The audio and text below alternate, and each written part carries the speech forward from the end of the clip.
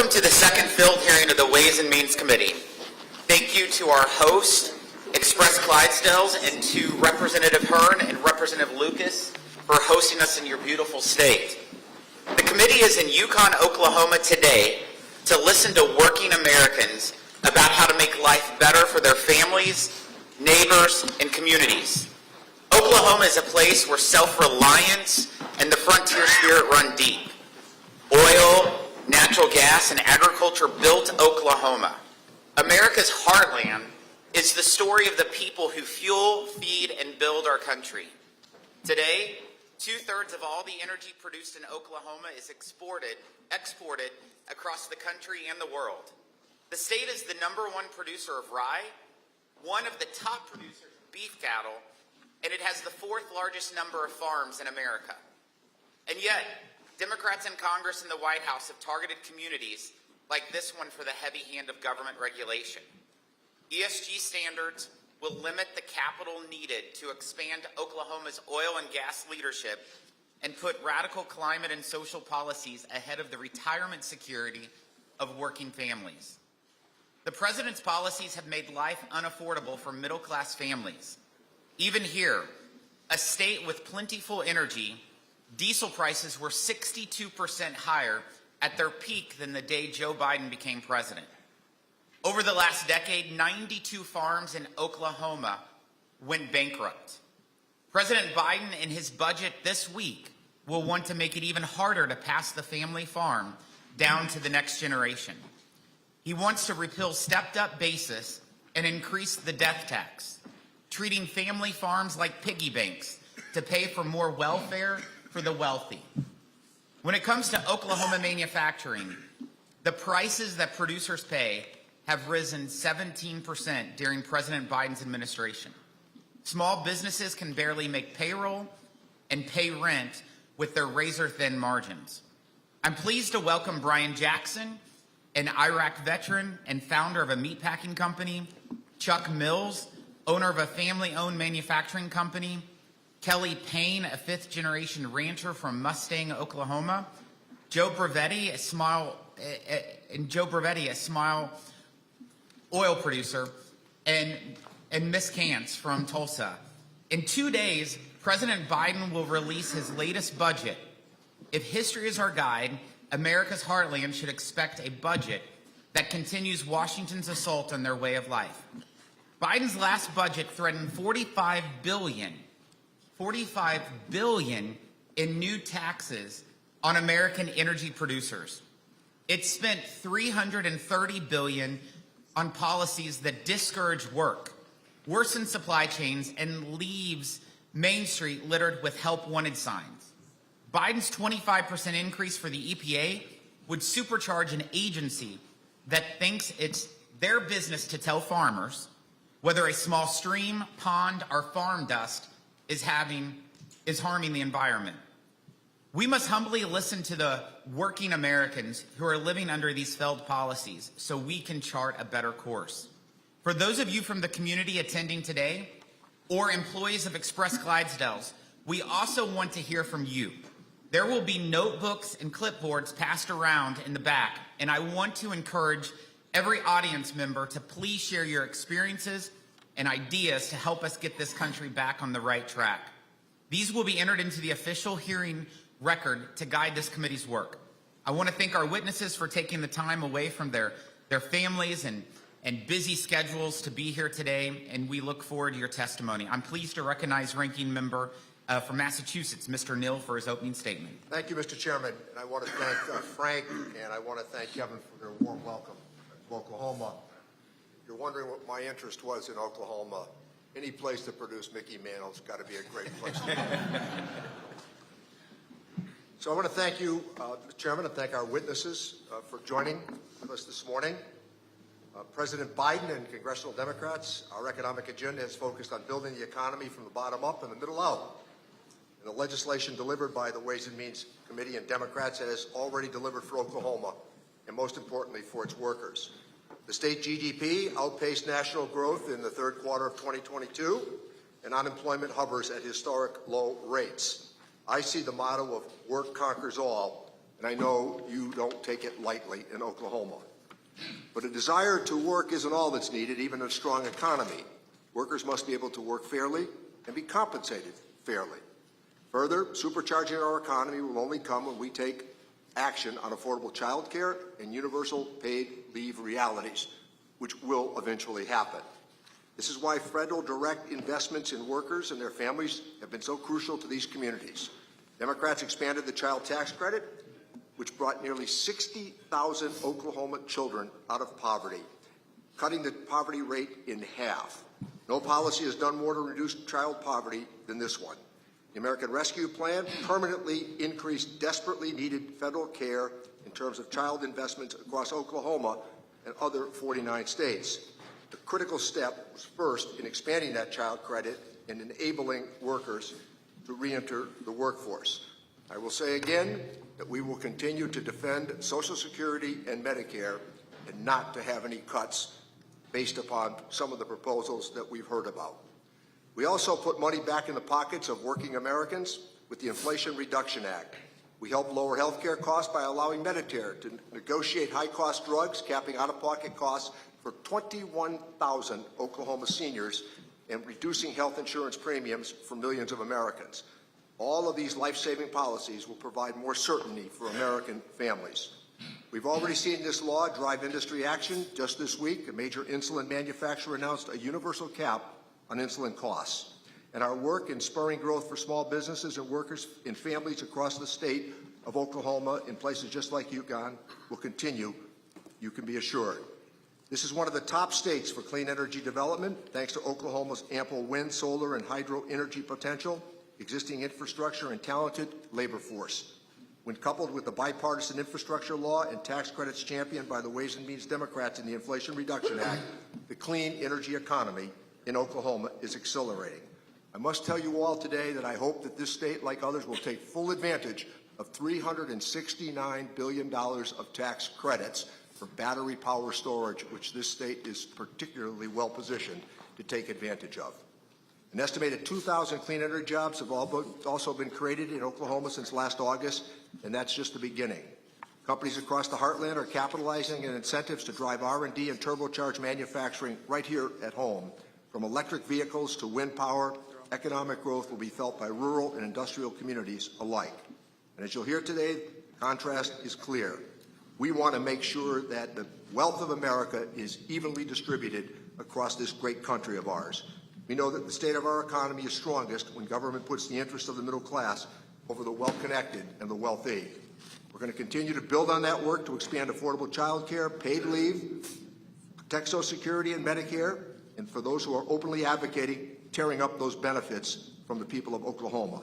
We too understand the importance of promoting economic opportunity for family farmers and other businesses in the agricultural sector. One of the great things that happened in this country was the unity that was caused by great farmers in the farmland of this country and what it did for urban people who needed food. You helped contribute to making that a reality. So thank you, Mr. Chairman, and I want to thank our witnesses for being here today. Look forward to them sharing their experiences with us. Thank you, Ranking Member Neal. I'm pleased to recognize the gentleman from Oklahoma, Mr. Hearn, for 1 minute. Thank you, Chairman Smith. I want to start by thanking our hosts and welcoming my colleagues to the heartland of America and my home, the great state of Oklahoma.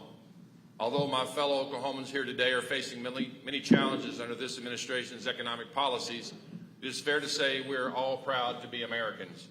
But we thank God we are from Oklahoma.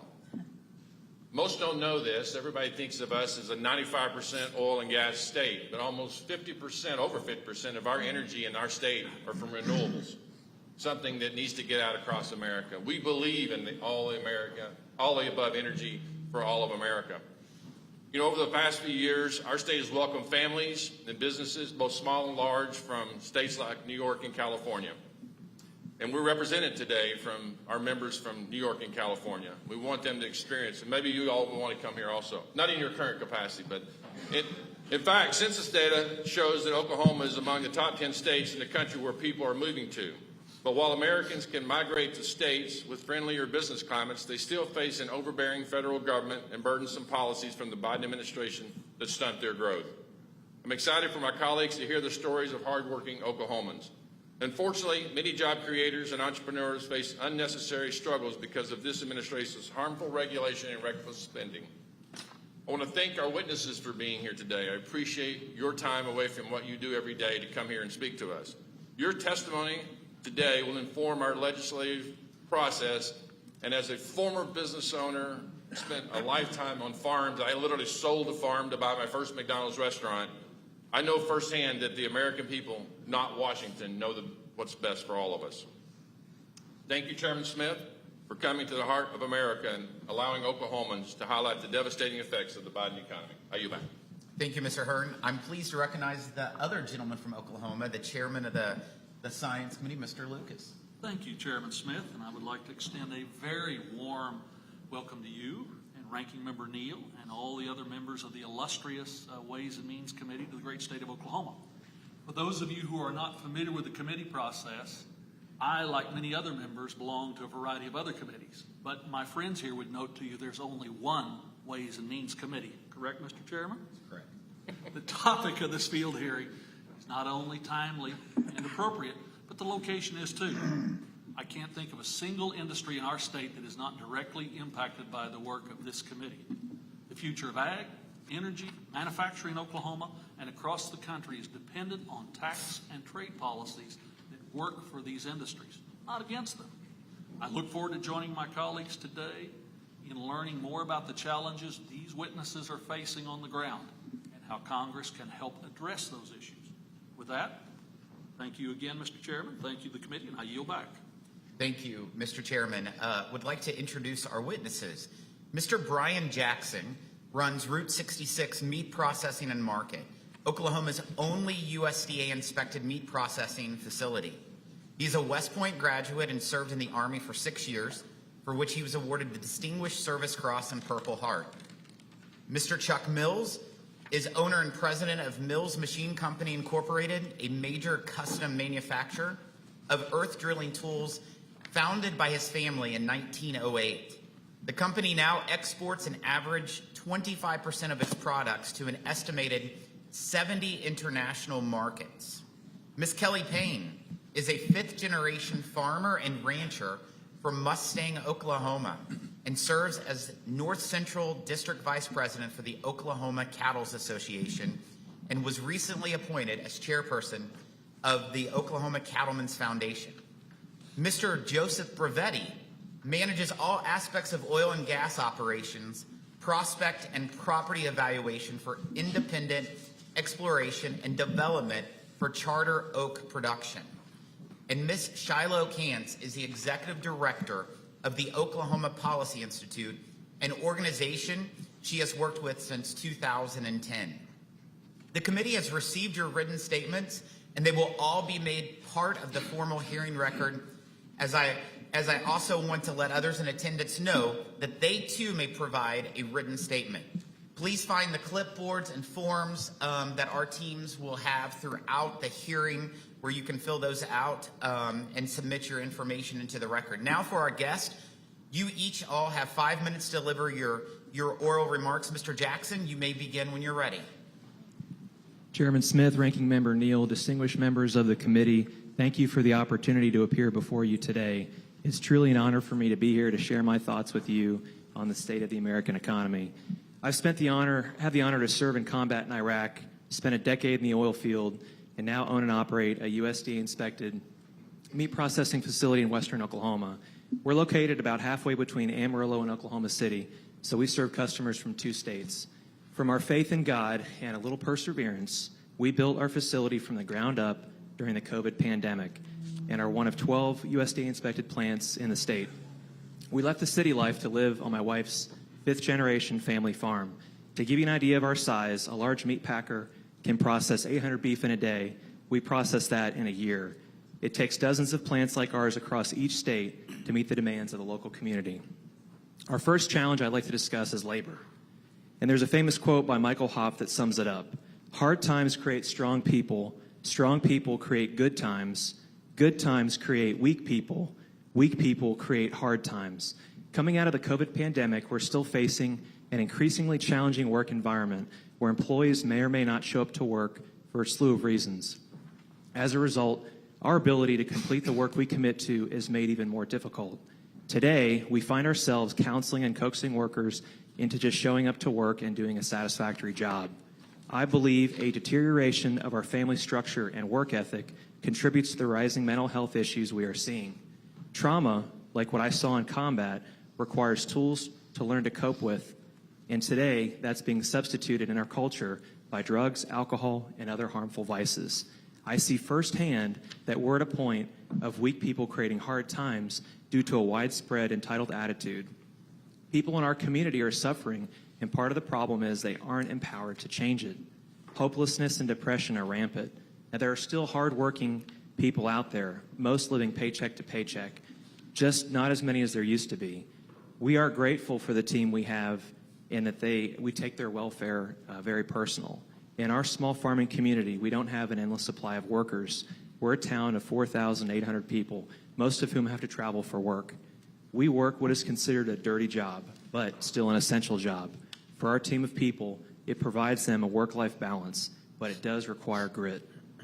I've been humbled several times by corporate layoffs and then later by the experience of starting a small business.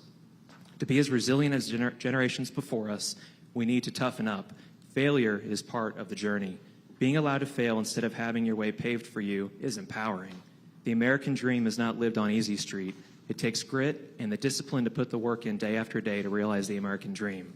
Employers must adapt to the current work environment or risk having to close their shop.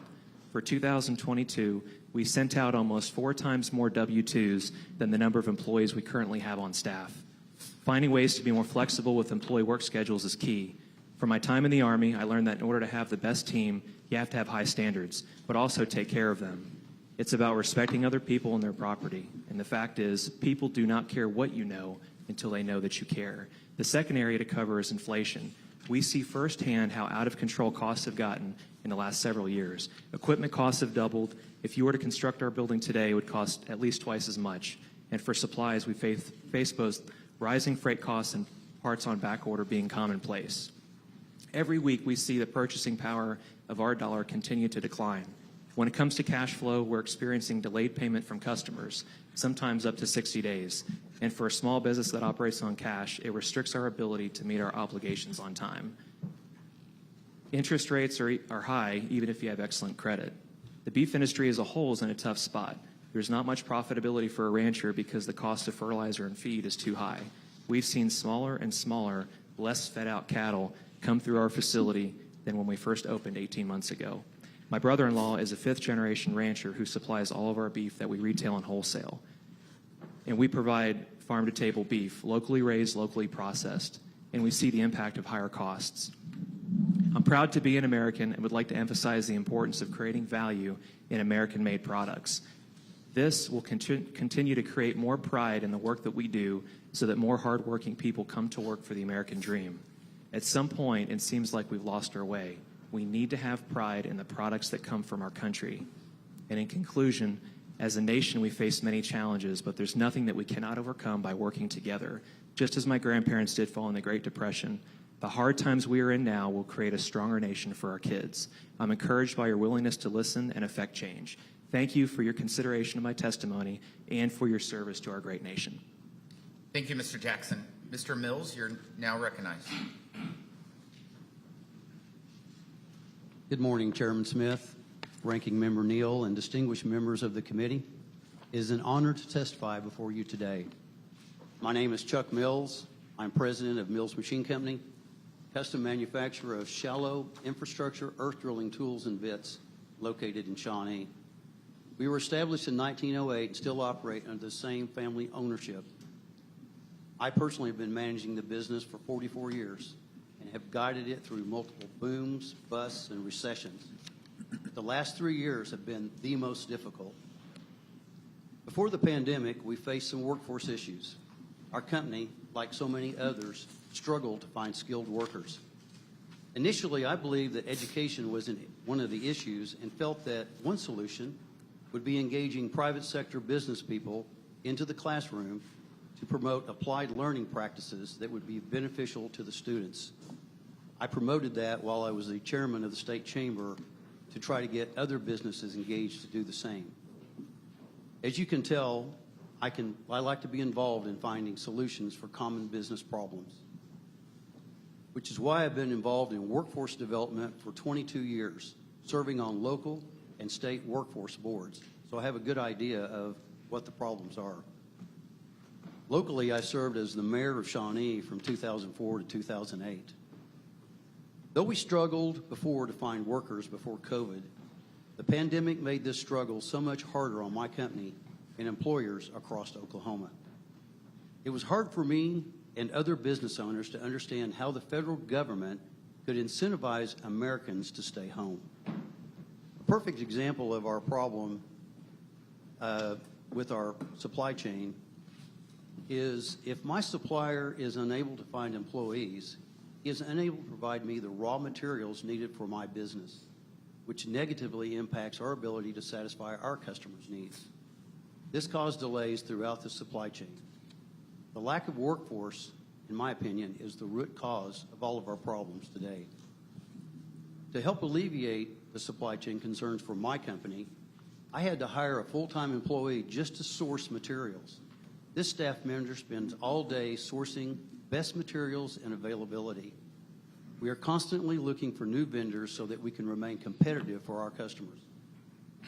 We have successfully sourced about 40 to 50 new vendors in the last year. When we do find materials, we must outlay more cash up front to buy as much product as we can in order to lock in the price. The lack of workforce and supply chain issues combined with inflationary pressures have made this economy the most difficult economy I have dealt with in over 4 decades. Prior to the pandemic, we had a predictable price increase from 3 to 3.5% a year. In 2021, starting really in January, we were hammered with compounding price increases for our raw materials. Really starting in January of 21, we first had our increase of 25%. Following month, we had another 15, the following 20, and it went from 10 to 25% for the next 8 months, compounding monthly. After 8 months, my vendors finally said, I can't send you a price list anymore. You'll have to call in order to get the price, which makes it very difficult to price your products to your customers. The practice continued through all of 22, and now in 23, the prices have stabilized somewhat, but have increased on others. Due to these price increases, we are forced to reprice our materials every 90 days. We offer thousands of products, so this is a significant undertaking. We also have been forced to import materials in order to be competitive. I have explored options for onshoring and nearshoring in response to the tariffs on Chinese metal products, and it hasn't been competitive. The tariffs simply add 25% to the cost of our raw materials, making it harder to be competitive in the world economy. Overall, our sales are similar to pre-COVID levels, but it's not because we're selling more product. We're actually selling less at higher prices.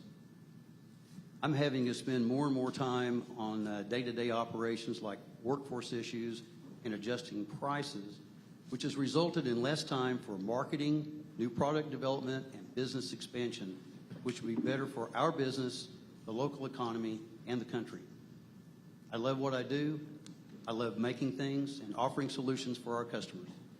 All I ask is for Congress to please allow me to continue running my family-owned business so that I may be able to pass it to the next generation. Please encourage all able-bodied Americans to return to the workforce and do not raise taxes that would further restrict our cash flow. I'll close by asking to not make it any harder for me to stay in business here in Oklahoma. Thank you. Thank you, Mr. Mills. Ms. Payne, you're now recognized. Chairman Smith and members of the Ways and Means Committee, I want to thank you for the opportunity to appear today. My name is Kelly Payne. I'm a fifth-generation farmer and rancher from Mustang, Oklahoma, and I have had the opportunity to serve on the district staff for former Congressman Wes Watkins. Been a small business owner, worked for a number of cattle livestock auctions and cattle buying companies, and even ran for Oklahoma City Council. I've also held a variety of economic development positions with an emphasis on agriculture, including previously serving as the first ever female president of the Oklahoma National Stockyards. I'm currently serving as North Central District Vice President for the Oklahoma Cattlemen's Association. and was recently appointed as chair of the Oklahoma Cattlemen's Foundation. I'm also a proud Oklahoma Farm Bureau member. While my primary agriculture operation is cattle ranching, I also have a family agritourism venture with my sister. We'd like to begin by sharing some very staggering numbers relative to the drought. The USDA January 1 inventory of all cattle and calves in Oklahoma was down 11.5% from 2022. That is a decrease in 600,000 head in 1 year. It is double that of Nebraska, the state with the second largest decrease in cattle. It is important to remember that this number reflects all cattle, including the cow herd, replacement heifers, stockers, and feedlot cattle. The decrease in the number of cows in Oklahoma alone was 140,000 head, again the largest decrease of any state in the nation. While these numbers alone are staggering, when one begins to think of the negative implications, the situation absolutely becomes overwhelming. Oklahoma is a beef cow state. Much of our rural economy is dependent upon the cow. Every year, ranchers wean and sell their calves, which represents the heart of the economic engine in rural Oklahoma. With fewer calves to sell, that means fewer dollars generated. But worse, not only are there fewer calves, there are also fewer cattlemen and women. The struggles of drought are exacerbated by high input costs, including fuel, feed, and other supplies. All these negative impacts have caused some ranchers to sell their entire herd, and many have indicated that they won't restock anytime soon, if at all. Fewer cows also means that fewer bulls are needed. Seed stock operations like our host today, Express Ranch, depend upon a robust bull market driven by cow-calf producers with plenty of cows. Currently, the cattle market is strong. For the last week of February, 600-pound calves selling at the Oklahoma National Stockyards were bringing 2 to 215 per hundredweight. This makes sense, though, given a drastic reduction in the cattle supply. But high prices of something that I don't have many of, or any of, doesn't help me economically. Remember, we have 140,000 less cows. That means 140,000 less calves to sell. Federal government involvement in livestock production does have a positive side. The Farm Bill of 2018 signaled a major turning point for animal agriculture in the U.S. That important piece of legislation enshrined permanently many of the programs that have directly benefited livestock producers, specifically in times of hardship. Examples include the Livestock Indemnity Program, the Emergency Livestock Assistance Program, Emergency Relief Program, and the Livestock Forage Disaster Program, just to name a few. The total disaster payments for program year 2022 in these categories alone in Oklahoma are $4.6 million and rising. Let me be very clear. These programs are vital and important to livestock producers, and they must be continued in the 2023 Farm Bill. The negative side of the story deals with the overreaching regulatory agenda that proposes new and debilitating burdens that will undercut our livestock business. Examples include the EPA's New Waters of the U.S., or WOTUS rule, issued just a couple of months ago. While EPA did recognize ponds and watering holes, the new rule goes backward to regulate ditches and draws that seldom see water, and certainly not in times of drought. The new WOTUS rule ignores the great work that animal agriculture has done to preserve and promote a positive impact on our environment. Modern poultry, swine, and cattle operations have adopted so many new and emerging technologies that have provided substantial benefits in decreasing water usage and positively managing manure as fertilizer. Here in Oklahoma, the Endangered Species Act has been employed by the administration's U.S. Fish and Wildlife Service to the detriment of cattle grazers in western Oklahoma. Recently, the service issued a threatened and endangered listing for the lesser prairie chicken, requiring ranchers to seek an approved grazing plan for their own ranches. Once again, the great work ranchers have done to improve and maintain wildlife habitat was ignored, and the service provided no direction about who can approve a proposed grazing plan.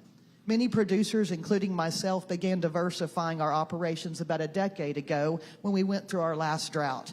By certifying a portion of our own farm in agritourism, investing in greenhouses, and partnering with other fruit and vegetable growers, we were able to have an additional revenue stream.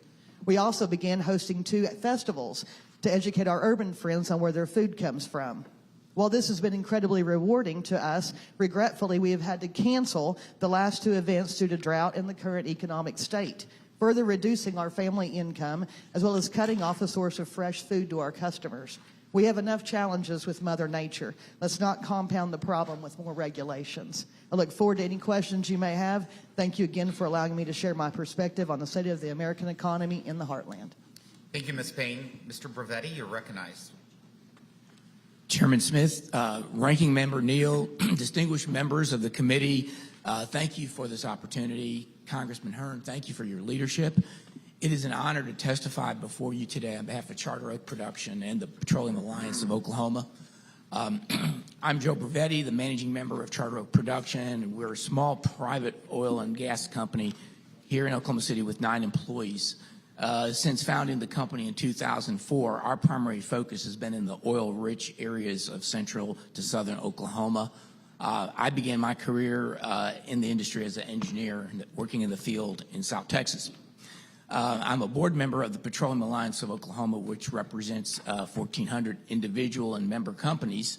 I'm also honored to have been appointed a board member of the producer-funded Oklahoma Energy Resources Board, which restores historic well sites and provides classroom resources for educators from elementary through the college level.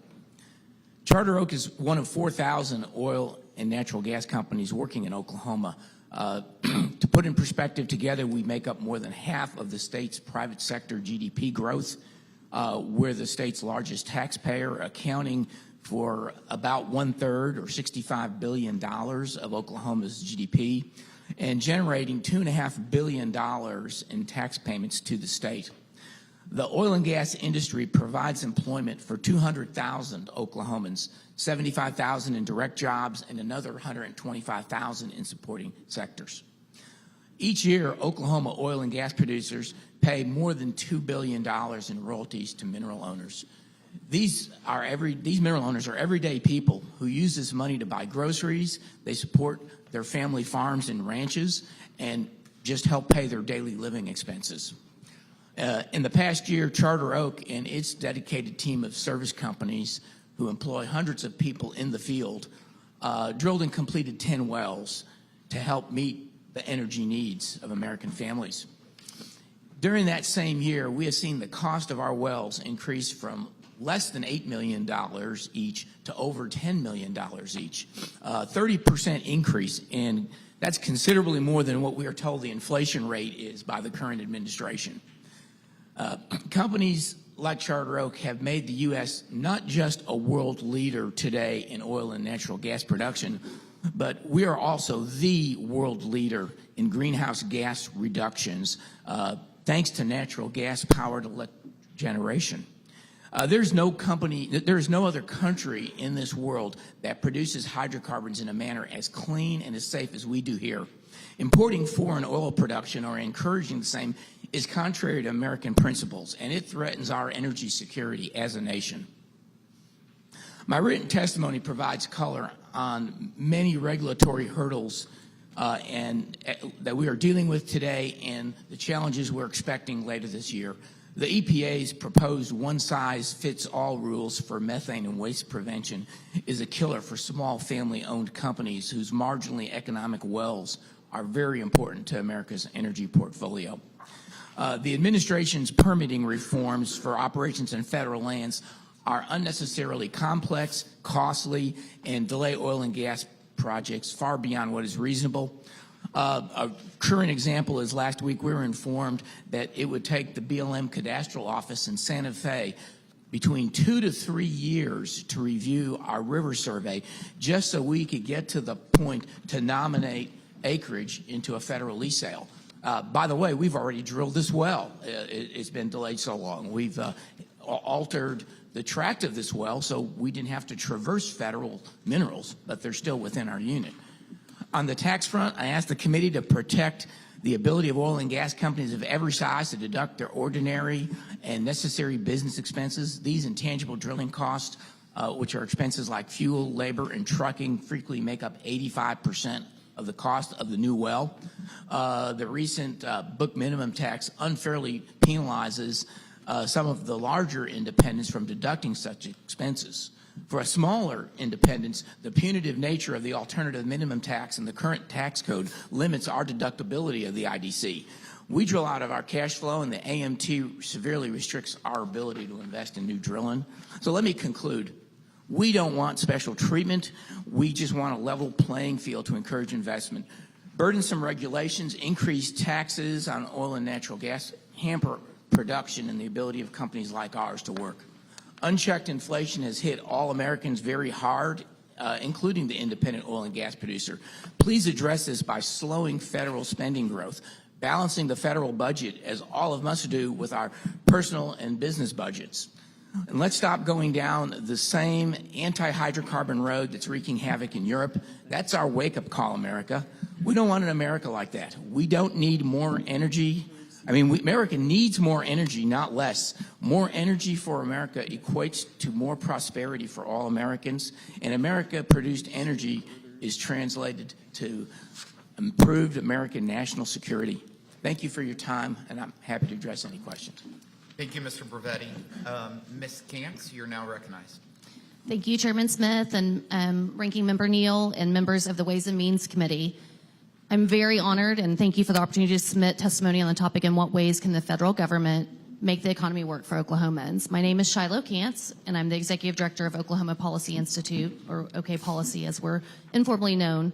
We're a nonprofit, nonpartisan public policy think tank. While COVID-19 laid bare economic vulnerability in Oklahoma, these problems were not new. Oklahoma's poverty rate is consistently among the highest. Even pre-pandemic, 1 in 7 Oklahomans, including 1 in 5 children, lived in poverty.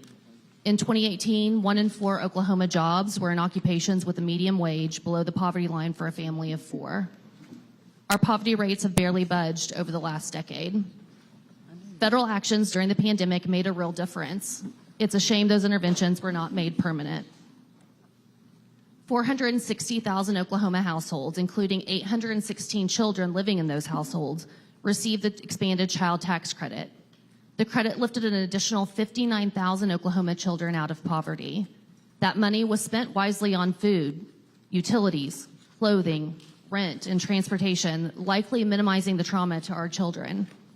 Now, 276,000 Oklahoma children are losing out on that full credit. The Child Independent Care Tax Credit expansion helped our working families secure child care to continue their employment.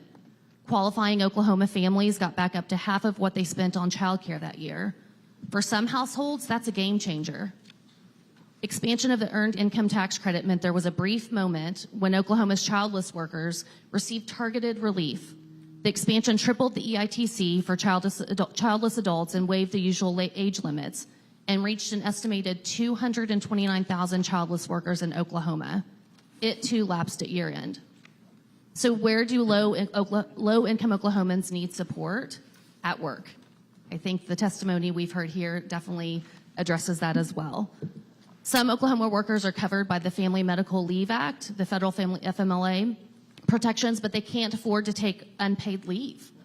Only 1 in 20 of the bottom 10% of earners have paid leave. Just 1 in 5 workers have access to paid leave, and those are mostly high-income earners. The impact these numbers have on Oklahoma's families are real.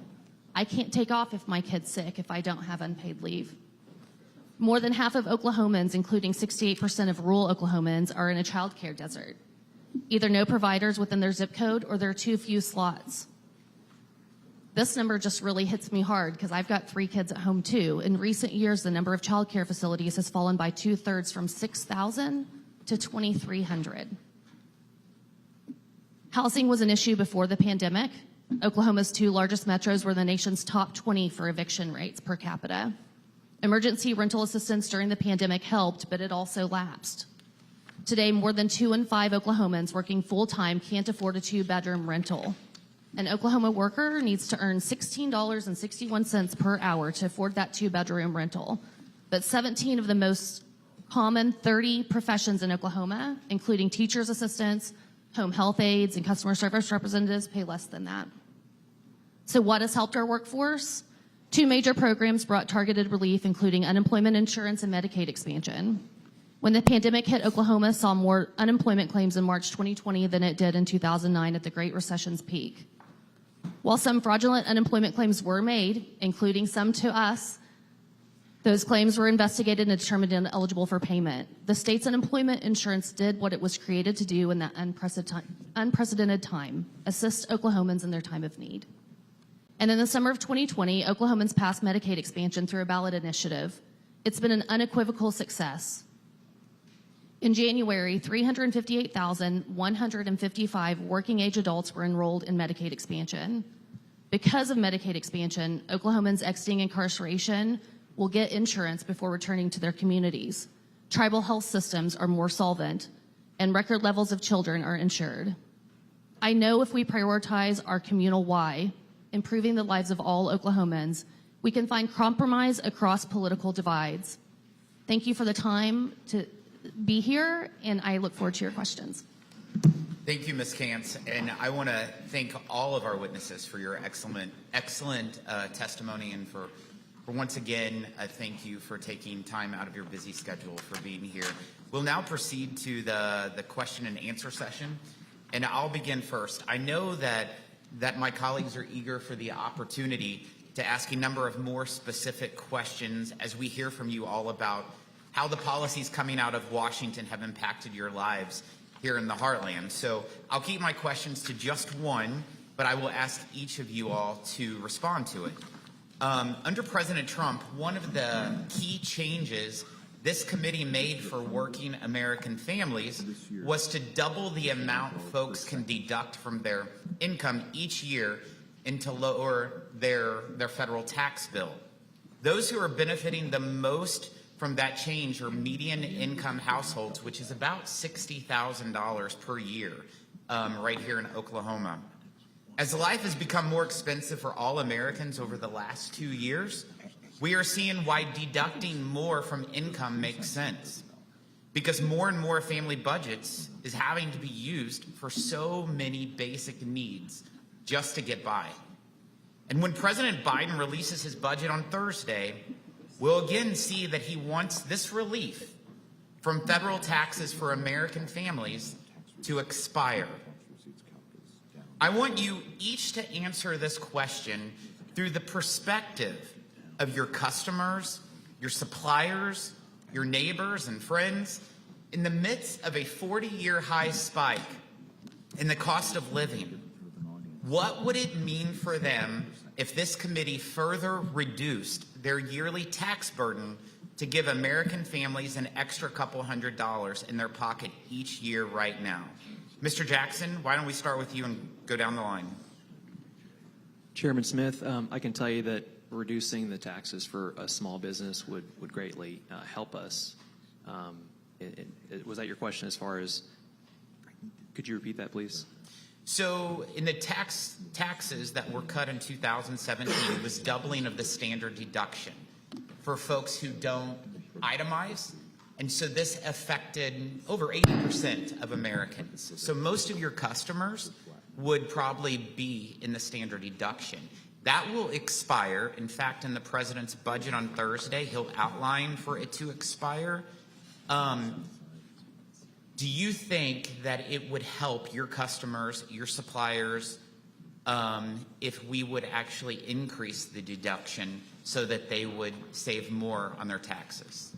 I think further reducing taxes would definitely be a great thing. And as a small business owner, I can tell you that any money saved is reinvested in our business, and how early on we are. It is a struggle to make sure, like I mentioned in my testimony, to have the cash flow to make sure that we can meet payroll, and then beyond that, offer benefits for people who have been with us for an extended period of time, paid time off, and healthcare, things like that. So the more we can receive in terms of help and making our life easier and paying less taxes, the more we can do for our employees. From a business perspective, a small business perspective, what is the tax advantage that has helped benefit your small company the most? I would say the number one thing was the payroll tax credit early on. That helped fund us as we cycled through so many employees early on. We've retained about 25% of those folks that started with us in the beginning, and so that was the greatest benefit for us to help us meet our obligations early on as we had to operate with cash as an early business. Perfect. Mr. Mills? I would concur with really pretty much everything he said. You know, I think more about my employees than myself because they're really the ones that do the work. I just kind of guide them. So, you know, they're definitely impacted every day by the taxes they have to pay. We're burdened, of course, with having to continually pay more and more and more just to keep our employees. And as a small company, we compete against most of the big companies, and especially in the oil field. I mean, I make drilling tools and bits, but it's not for oil. It's just shallow drilling, like water and things. And so, but we have to compete. We have to pay those same benefits, health care, so there's a huge burden on myself as a small business. But I think it would be a mistake to take away those tax breaks for especially just the average worker.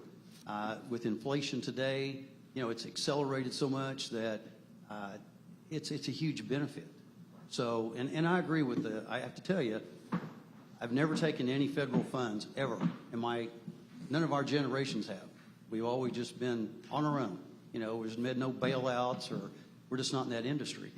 And that payroll protection program was a huge shot in the arm at the right time. And it allowed us to retain all of our employees and continue to prosper and grow with a good base. So that is one of the few really bailouts that we've had the opportunity to work with. And I thank Congress for that at the perfect time. So it did work. But I would think this would be a very bad time to take away any more tax breaks for especially the average worker. Thanks, Mr. Mills. Ms. Payne? I think you'll see the panel mirror the responses all the way down the line here. I guess from my perspective, though, anytime that hardworking Americans can keep more money in their pocket, we should give them that opportunity, especially in these uncertain times that we're in. A lot of my neighbors are not only farmers and ranchers, but they have an off-farm job because they have to. But as things get tighter from in the ag sector and all of us, the more money, what Grandpa always said, if you want to double your money, fold it in half and put it in your pocket. I think those days are over. So, but that would be where I'm coming from with it. Thank you, Ms. Payne. Mr. Bravetti? Well, Chairman Smith, I'm having a hard time thinking of any country that taxed their way to prosperity. So lower taxes are certainly better for all. That rising tide would lift all boats. Specifically to your comment about the removal of the standard deduction, I think of all of the workers in the field, the dozens and dozens of people who work on our wells, whether they're driving saltwater trucks, whether they're building a fence or working on a drilling rig or a frac crew, they're not itemizing deductions. They depend upon that standard deduction. I think that's very critical for working class Americans, and I would certainly hate to see that lapse. Thank you, Mr. Bravetti. Ms. Cant? Thank you, Chairman. I do believe that targeted relief is the way to go. I think we firmly believe, we hear a lot of working Americans, working Oklahomans. We truly feel that sweeping, and I truly feel that sweeping, maybe the tax code isn't the place unless it's targeted tax credits, like we spoke about the child tax credit and child dependent care tax credit. The income tax, I think, from my history, has less impact immediately on the people who need it the most.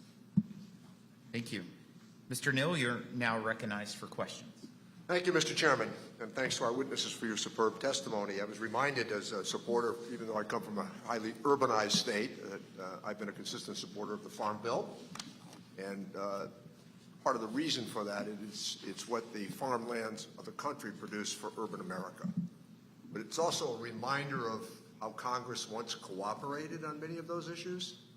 Two champions of that substantial initiative were Bob Dole and George McGovern, who both had shared a common World War II experience with heroism, the two of them. And I think that these conversations that we have about these sorts of initiatives could be a lot less hostile than they become. and trying to find these common purpose and common ground is really important. So let me go to Ms. Kantz for a moment. The Affordable Care Act has really been a success. 20 million more Americans have health insurance, and insurance is based on risk and the sharing of risk. One of the issues that has always troubled many of us has been those states that did not expand Medicaid, and I want to congratulate Oklahoma for expanding Medicaid to make sure that those at the lower end of the economic spectrum have an opportunity to receive health care at an earlier stage of life. It's a good investment in good health care. So the results that you've had, Ms. Kantz, here in Oklahoma have really been positive. Could you briefly talk about how important this step was in benefiting families across Oklahoma? Absolutely. Thank you, Ranking Member Neal. We estimated in July 2022 that Oklahoma's uninsured rate had dropped below 10% due to the combination of Medicaid expansion and the public health emergency's continuous coverage requirement. In addition to reaching Oklahomans who were in what we called the coverage crater, formerly unable to access either Medicaid or subsidized marketplace coverage, expansion has reached kids who were formerly eligible but whose parents likely didn't know it. In 2022, Oklahoma's child uninsured rate reached its lowest rate ever. Because of Medicaid expansion, Oklahomans can expect stronger hospitals moving forward, as hospitals in states that have expanded Medicaid are 84% less likely to close than hospitals in non-expansion states. Based on other states' experiences, Oklahoma's hospitals can expect to see less uncompensated care, increased Medicaid revenue, and better financial margins. Roger Kanak is the CEO of Fairview Regional Hospital and a member of my board. Medicaid expansion has allowed his hospital to expand, and a few years ago, his hospital nearly went out of business because it couldn't afford to keep the lights on. We anticipate that Medicaid expansion will have helped our workers keep working. It's hard to tease that information out right now given noise of the pandemic and the data, but other expansion states have found that expansion helped people without a job get one and help people with a job stay in that job. We're no longer tying health care to an employer. We're all better able to show up at work and at home when we can see a doctor and fill a prescription. In terms of our state budget, we have every expectation that expansion will at least break even or save Oklahoma money, because that's the experience every other expansion state has had. Medicaid on the chopping block means people's lives on the chopping block. It's whether a parent can see a doctor and fill a prescription. It's whether the kids with disabilities can see a specialist. My own daughter sees a specialist. We have to drive an hour and a half to see that specialist because there's no other specialist in Oklahoma providing care that she needs. So for us, before Oklahoma was known for having the most successful Medicaid expansion coming out of state question, before we were known for leading the country in criminal justice reform, we were the state with the chronic budget shortfalls. We had 9 revenue failures between 2000 and 2020. So we need Medicaid. We want Medicaid in Oklahoma, and our families need Medicaid. We shouldn't have to decide between going to the doctor and paying rent. Thank you. I'll just make a quick comment as my time is running low. Not knowing a lot about healthcare in Oklahoma, I can say this with some accuracy, that those hospitals are heavily dependent upon Medicare and Medicaid. Private insurance pays a very small amount now in our healthcare system. And the truth is that I think you could say a rule of thumb, it's close to 65% of the money that is allocated from Medicare and Medicaid.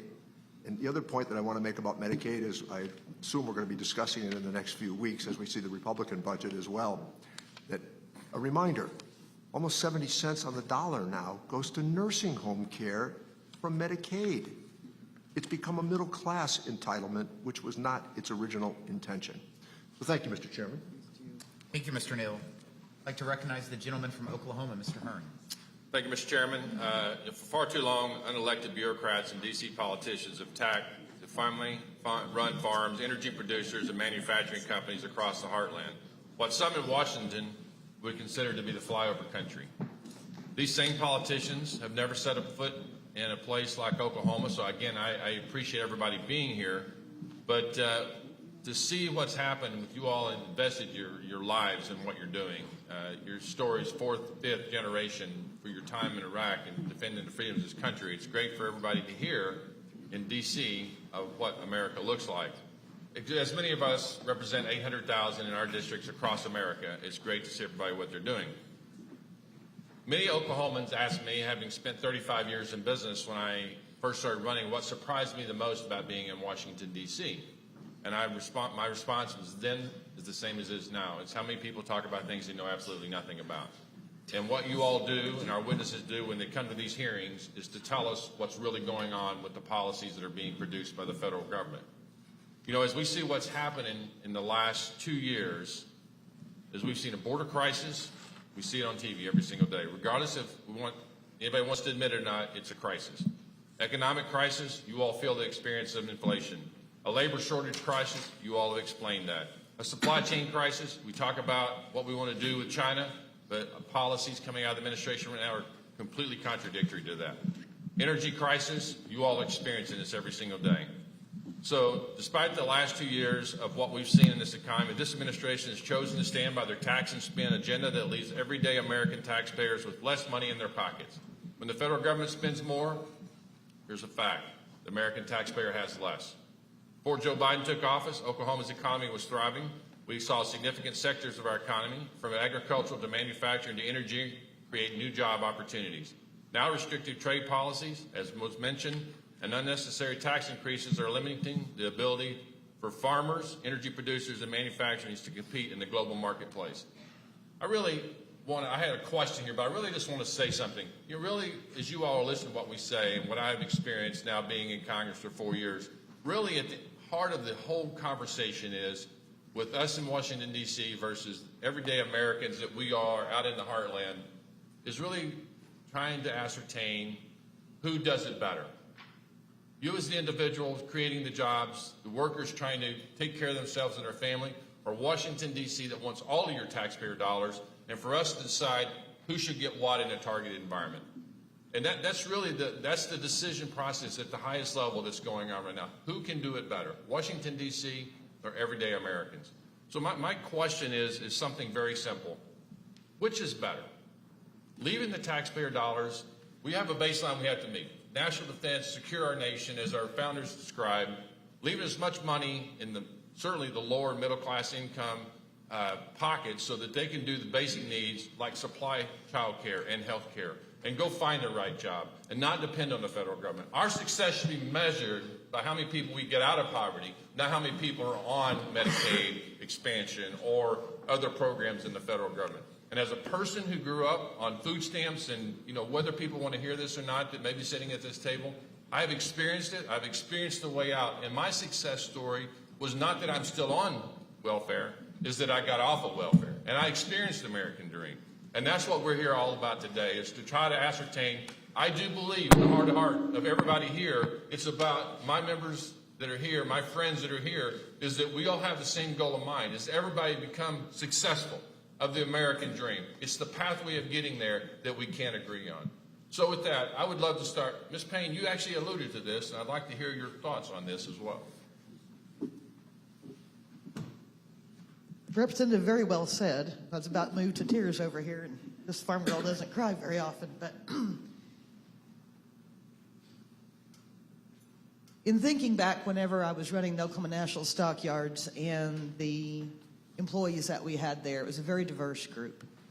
And some of the challenge, some of it is because it's very, well, as Brian mentioned earlier, it's a dirty job, so not everybody wants to do it. But the diversity within our staff was everything from, obviously, the redheaded female. We had Army veterans that worked on staff, and we also utilized a lot of justice involved.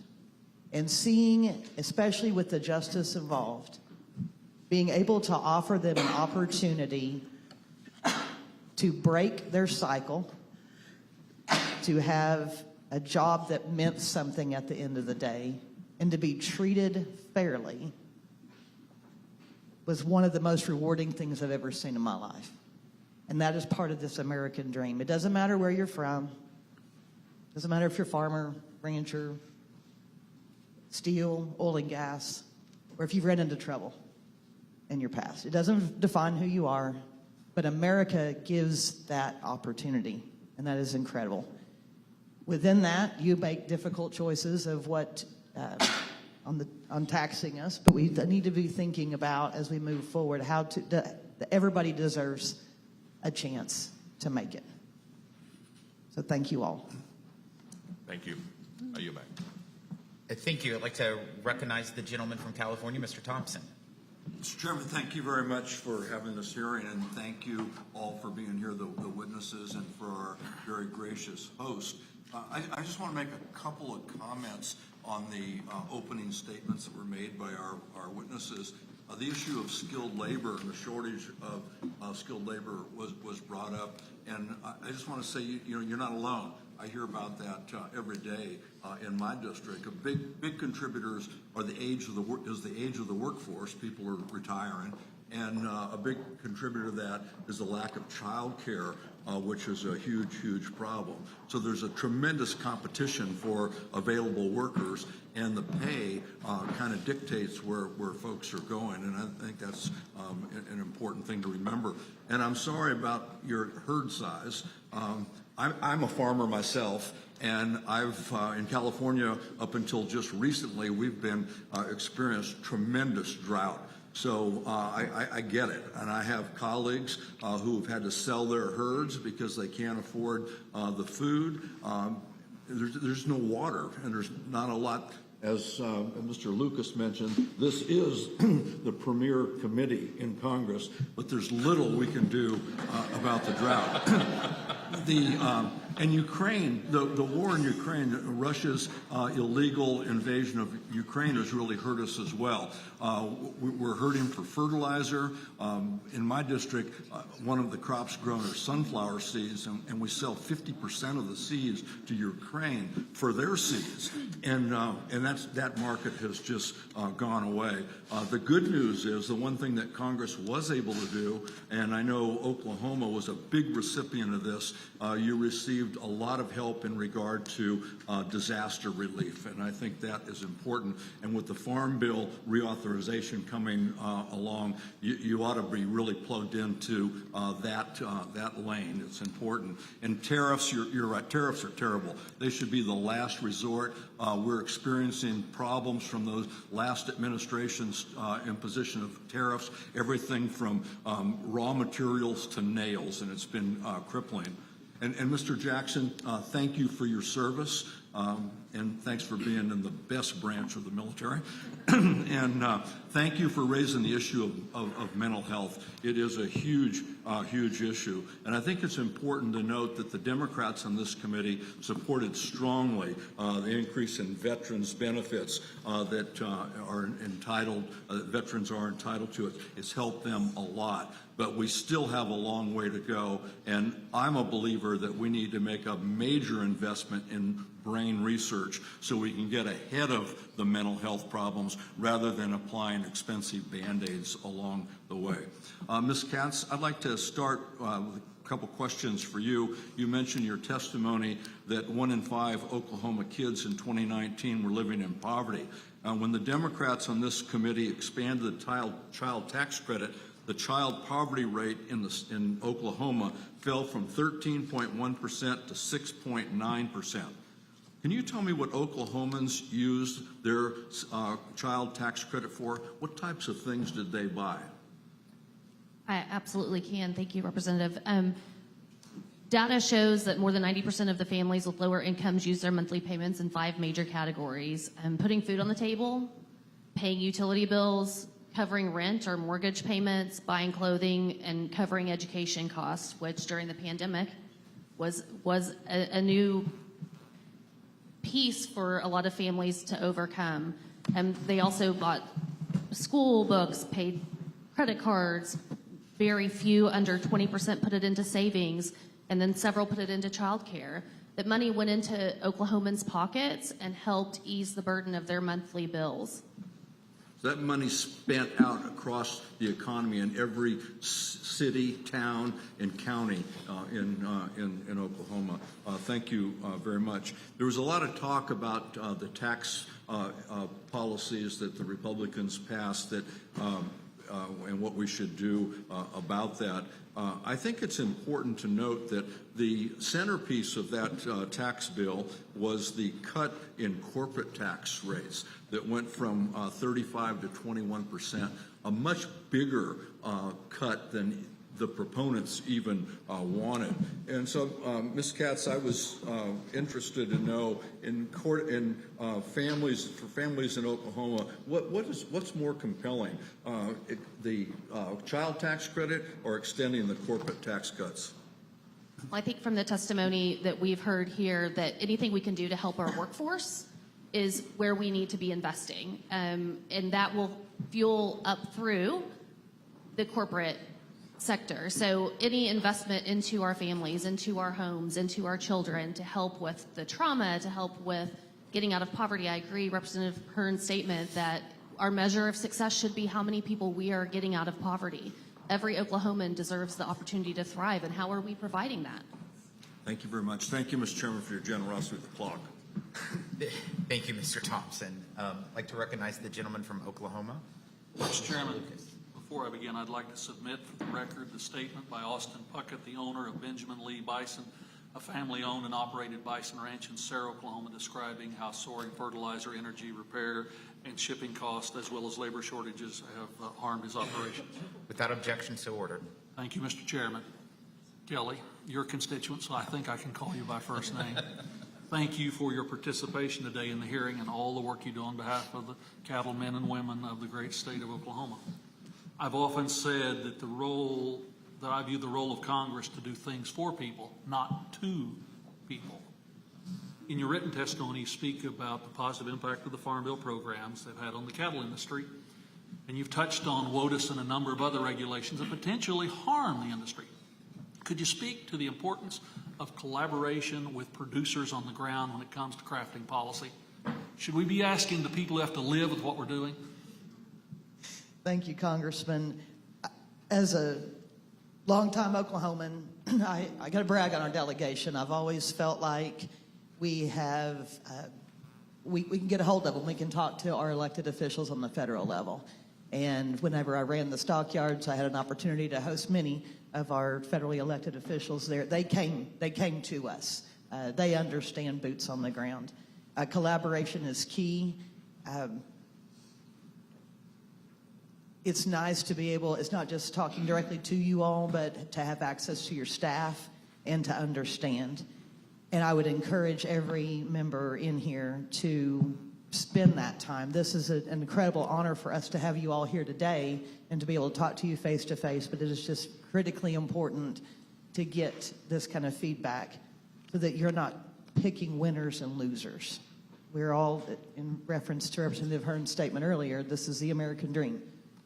We're all in this deal together. Let's collaborate and talk one-on-one. Let's show you. I'm sure you didn't expect today to come in here and stand next to great big Clydesdales downstairs, but this is what we do. And I'd be happy to put any of you in the tractor with me. I've got one more question for you, but before I go to that, I want to turn to Brian for just a moment. I think it was about a year and a half ago, maybe almost 2 years ago, you gave me a tour of the facility in Sarah. You were getting ready to fire up. For the benefit of the crowd, you and I both know state-inspected meat in Oklahoma and federally inspected meat, same safety, same quality, same everything. Explain to us why the federal stamp matters. Even though it costs more, why does it matter? That's a great question, Congressman. The benefit of being USDA inspected is there's no restrictions on any quantity where it can go to.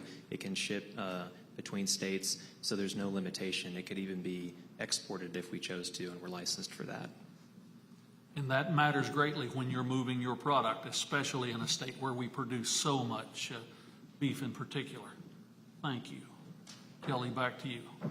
Oklahomans, Okies as some of us like to call ourselves, are very resilient people, and we've got a long history of responding to tough things, the Dust Bowl, the Great Depression, the drought of the 50s, the hideous drought of 10 years ago, that oil bust of the 80s that turned much of the state upside down. What have producers, through all of these challenging times, what have producers done voluntarily to preserve and improve their land in order to better meet the challenges of weather and prolonged drought? We're not just sitting on our hands, right? That's correct, Congressman. And you reference, the Dust Bowl. We've obviously learned a lot. We learn more every day, but we have technology in place. We just know more now than we ever have. So whether it was the shelter belts that were planted in the 30s all the way up to current. My operation itself is in a river bottom. very sandy soil. We call it blow sand. And if you'd have been standing out there on Sunday, you'd have had 2 pounds of it in your eyes. But we have to protect that. We, on our outfit, can run about 250 mama cows. I have 1 cow with a calf at her side as of this morning, and the 3 bulls were loaded in a trailer. And then I have 7 fat steers to be able to put in a freezer here in about a year. There's nothing there. But we had to pull those cattle off to protect that grass. If I don't have grass, I can't put cattle on it. So we had to make that decision versus, and we can't afford hay. There's all kinds of sad things going on. But to be able to put in place conservation type practices so that we can be sustainable when it finally does start raining, Congressman. Bottom line, comprehensive farm bills where we make sure we have the ability to produce and consume are critically important. And in this farm bill, we've got to address how to make the federal inspection available to more packers. Fair statement, Brian? Yes, sir. Yield back, Mr. Chairman. Thank you, Mr. Chairman. I'd like to recognize the gentle lady from California, Ms. Sanchez. Thank you, Mr. Chairman, and I want to thank all of our witnesses for sharing your perspectives with us this morning. Not every issue raised here is under our committee's jurisdiction, but it's important for us to understand the unique challenges facing each state. And there are certainly differences between the communities that I represent in Southern California and the native, rural, and urban communities here in Oklahoma. But there's also a lot of common ground in terms of the challenges that our small businesses are facing, both in Oklahoma and in California. Supply chain challenges have made life difficult for businesses in both our states, and thankfully in the last Congress, Democrats were able to work with some of our Republican colleagues to pass the CHIPS and the Science Act. We've been talking for years about the loss of supply chains and good-paying jobs overseas, and under the leadership of congressional Democrats, we didn't mindlessly hand multinational corporations a massive tax cut that they didn't need and that they didn't ask us for. Instead, we actually delivered real incentives and the largest infrastructure investment in generations to bring those supply chains back to the U.S. I would note that all 5 of my Oklahoma colleagues voted against these critical investments in our nation's infrastructure. And I guarantee you working families in both our states share some of the same challenges trying to juggle child care and elder care, medical expenses, and the paid time off to deal with unexpected emergencies. Once again, Democrats acted to take the pressure off of working families. Under the American Rescue Plan, we expanded the child tax credit and the child dependent care tax credit. I heard from countless constituents that the advanced monthly child tax credit payments finally gave them the breathing room that they needed, and we didn't stop there. Under the Inflation Reduction Act, Democrats delivered reform to control the cost of prescription drugs, like capping the cost of insulin at $35 a month. And in my state, most workers can count on guaranteed paid leave. Of course, there are still gaps in paid leave, and the expansion of the child tax credit, sadly, was only temporary. But we know that these are policies that make a meaningful difference for working families. These social programs are not designed to avoid work. They just mean that workers don't have to make those impossible choices between putting food on the table and caring for their loved ones. Democrats delivered critical steps to supporting working families, and we can't stop now. Ms. Kantz, could you please explain the economic impact of a lack of affordable child care has on families throughout the state? And I'm particularly interested in that because I am a working mother and I've had those struggles. They're very real. Yes, thank you, Representative. And I also am a working mother of 3 and was actually pregnant with my 3rd child when I started this position. And if it had not been for my former boss, David Blatt, saying, bring your kid to work with you, I would not still be sitting in this seat. So I can definitely speak to it. I think the most immediate impact is the lack of affordable child care. That the most immediate impact the lack of affordable child care has is the access to the workforce. It's going to keep parents home. The HHS guideline is 7% of your income should be paid towards child care. I think right now it's about 16% for Oklahoman families. That's huge if you've got 2 minimum wage earners working to head up a household. Then you get into a situation where you have to decide between work and safety for your kid. Do I have affordable child care, or do I have cheap child care that might not be as safe for my child? It has a, okay. Oh, I'm sorry, I don't mean to interrupt you, but there's a statistic that 6 million women left the workforce during the pandemic because they were primary caregivers either to young children, aging parents, disabled children. We are not seeing that number of women re-enter the workforce. And what do you think that that's due to? I think it's the majority of the people who stay home and are choosing to stay home in the workforce don't have a choice. They can't, they might not have a parent at home who can help. They might not have a boss who says, bring your kid to work. And I really do feel that it negatively impacts women. The majority is women of caregivers. They're even impacted on their future employment opportunities because there's a gap in their resume. So what steps should Congress be taking to ensure that all working class families in Oklahoma have access to quality and affordable child care? One of the things I think that was key to the child tax credit was the ability to receive the timing of the payments. They were spread out. They were able to manage their money. They're better able to plan. There was some consistency. It wasn't a one-time windfall to their income. Thank you. I appreciate it. My time is running short, but I just wanted to make one last comment, which is earlier a colleague mentioned real Americans in the heartland. And I want to assure people that the people that I represent in my district are no less real Americans. They're no less resilient. They're no less hardworking towards trying to achieve that American dream. And with that, I will yield back. Thank you, Ms. Sanchez. We're all great Americans. Hard-working great Americans. And there's a lot of descendants of Okies in California, too. Consistent with committee practice, we'll now recognize members on a 2-to-1 ratio. I recognize the gentleman from Nebraska, Mr. Smith. Thank you, Mr. Chairman. Certainly thank you to our witnesses. I think a great perspective, varying perspective shared among our witnesses. But as a representative of Nebraska and a huge agriculture district, great to be here in an ag area of our country where we get to help feed the world. I think that is a task that sometimes we take for granted ourselves with the production here in America, but the fact that the world is relying on us in so many ways, I think it's important that we get it right. We look at the employee shortage, the worker shortage, and how that triggers the supply chain disruptions and crisis, absolute crisis. There's so many things we really need to talk about, and obviously there's diverse perspective here on this at this table. And I hope that we as the American people and representatives, those of us more specifically, can have the discussions that we need to have, where we can discuss the economic needs of a country, where the broad-based tax relief of 2017 was great for our economy, great for wages, great for productivity, so that individual workers could produce more because the world needs more. The growing population around the world needs to eat, certainly, and we need to be prepared for that.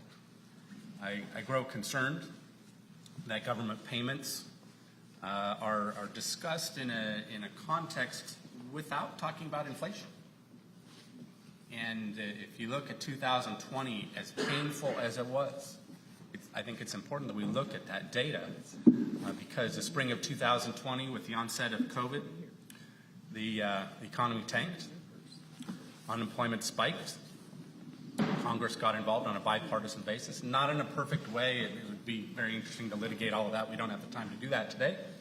But Congress got involved twice, basically in 2020, in a bipartisan fashion. By the end of 2020, the GDP was back to about even from before the thriving economy that we had heading into COVID. So a new administration came into the White House and insisted on increasing and extending government payments. The president was warned that it would trigger inflation. He dismissed that, pushed it anyway. And so, and other comments that have been made across our economy, across our country, based on the type of industry that you're involved in. I think the president thinks less of people who are involved in the oil and gas industry, and perhaps some other industries as well. And I hope that, again, we can have the discussions we need to have, the debates that we need to have. We shouldn't shy away from disagreement either. Our country is founded on disagreement. But when you look at the policies that need the discussion, I hope that we can do that moving forward. Mr. Jackson, my colleague from I believe your congressman, he stole some of my questions relating to inspection, but I know that it's important, especially as it relates to the federal government, what you do. I'd like anyone on the panel here to discuss what you've done most recently to address the worker shortage that is so acute. Maybe Mr. Jackson, if you want to start with that, what you've done most recently to attract more employees. One of our biggest challenges is just being in a small community, having a small population. It's very hard to find people with those skill sets, so most people that walk in the door, we have to train them from the ground up. And so any way we can incentivize people looking under a rock, wherever we found people to work, the people who want to show up every day, that's what it's taken. So we've hired the whole gambit of different types of people that you could imagine. Some of my best employees have been former felons, and so they've had challenges, as veterans do sometimes, in readjusting society. But we've had challenges with just keeping those people, but the number one thing we've done is just searching for them, providing the best opportunity that we can, a healthy environment that's positive, and then not focusing on just the retaining, but also on the growth aspect, how to help them in their work-life balance and help them improve their lives for themselves and their families. Anyone else? Briefly. Oh, I apologize. My time has expired, and I know time is short, so Go ahead, Mr. I'll defer to the chairman. Yeah, you were going to say something, Mr. Mills? Well, to me, workforce, like I said, I've been involved about 22 years, and, we've got two fronts that we've got to work on the hardest. One is preparing our youth for a successful career. That's our future. For now, it's getting people to come back to work. And I know childcare has been an issue for a lot of people, and, they experience workforce issues as well. That's why there's so many, less daycare facilities open, because they can't find workers. So we all are experiencing this. It's a huge issue. And so, what is it going to take to incentivize people to come back to work and not stay at home? Everything changed with COVID. People got used to staying home. They're like, hey, I kind of like this, I got my office here, and I can take care of my kids, and I can, have all this free time, and I can work at night or whatever. And there's a lot of people that don't want to come back just because of that. My business won't allow that to happen. I have to have people in my shop every day to work. And it's harder and harder to find those skilled workers. But, a lot of it's encouraging kids to actually seek a career and preparing them for a career. And we do a lot of great things in workforce. We've got the individualized career and academic plan here in Oklahoma and many other states. It's actually helping kids kind of develop a future for deciding what they want to do after graduation. But those are issues that we deal with, and so I'll stop. Thank you, Mr. Mills. I'd like to recognize the gentleman from Pennsylvania, Mr. Kelly. Thank you, Mr. Chairman, and thank you for holding this hearing. And I think it's really great that we get out of Washington, D.C. and actually get out into the country. Look, I realize we're all Americans. It doesn't matter where you live or where you work or where you raise your children or anything else. So yes, that's true. That's true. We are all Americans. I get it. But until you come here, until you come to a place where things actually have to take place, as opposed to creating a policy that may or may not work, with one exception, that it will cost you a lot of money. I want to hear more from all of you, because the challenges you're facing, I'm in the automobile business. The number one challenge we face now is finding talent. Not finding customers, but finding talent. How do you take care of those people who buy an automobile from you and bring it back because they need a service? Well, you better have a tech, right? And where I live, people make a habit of hitting deer. And only because during the season when they're rutting, a buck will go across any highway to get to a doe, no matter what's coming. But we can't find people to fix cars anymore. We kind of can't find people to do almost anything anymore. So when I talk to business people and business owners, and I want to tell you, the number one thing that I worry about in my business is debt. Unserviceable debt is especially scary. I do believe that at some point in this current economy, this wave is going to crest and it is going to fall. And when it falls, there's a lot of people that are going to fall with it because of unsustainable debt. Just to give you an example, last year we brought in $5.0 trillion in tax revenue. Incredible, incredible revenue. But we went out and spent $6.5 trillion. So we talked kitchen table economics. That means a family making $50,000 goes out and spends $65,000 and feels pretty good about itself until the bill comes due. Now, I don't know how you all handle what you have coming. I don't know how we're going to handle with the 250 people we pay every 2 weeks when we reach the point where the revenue doesn't match the outgo. Reckless spending in Washington, D.C. At the time, people thought this was great. It was a windfall for a lot. It wasn't. It was just a deepening tax burden. So each of you, because there's 2.5 minutes left, number one challenge you face, other than talent. I don't know where you are on the debt side of this and how much of it worries you. I spend most of my nights waking up trying to figure out what's going to happen next. So, Mr. Jackson, starting with you, and you've done an incredible job. You hired somebody to go out and figure out how to hire other people. Where is the talent and how do we get it? So I guess the best way to answer that question is just it's taken us just doing whatever it took to try to stay ahead of the lagging accounts receivable that we face as a small business. And so our biggest challenge is the cash flow and being able to meet those obligations. And so having access to operating lines and things like that, it's tough for a small business. But we're experiencing that no matter what small business that you are. And so I would say that cash flow is our number one concern as a small business and how to meet those obligations. Mr. Mills. I agree with that. In this economy, cash is king. And my dad taught me that. Amen. And it's true. Having good credit and having cash flow. That's how we've survived through all these 115 years in business, is taking care of business like that and providing good customer service and a quality product. But right now, my greatest concern is that cash flow. Again, with the supply chain, in order for me to control the escalating prices that still continue today, is I have to go out and buy more inventory, outlay more cash. That money's just sitting there on the shelf in the yard. And, you've got to pay for that. That gives you less money to go out and develop new product, buy equipment, hire more people. It's a negative impact on us. And so we're just like everyone else. We see this possible recession coming. Myself and my customers, we're all kind of holding back, being a little conservative, not buying quite as much because when this thing does crash at some point, it's got to crash a little bit. We don't get caught. And we want to stay in business. So that's our greatest concern right now. Cash flow probably will be the same for everyone. Ms. Payne.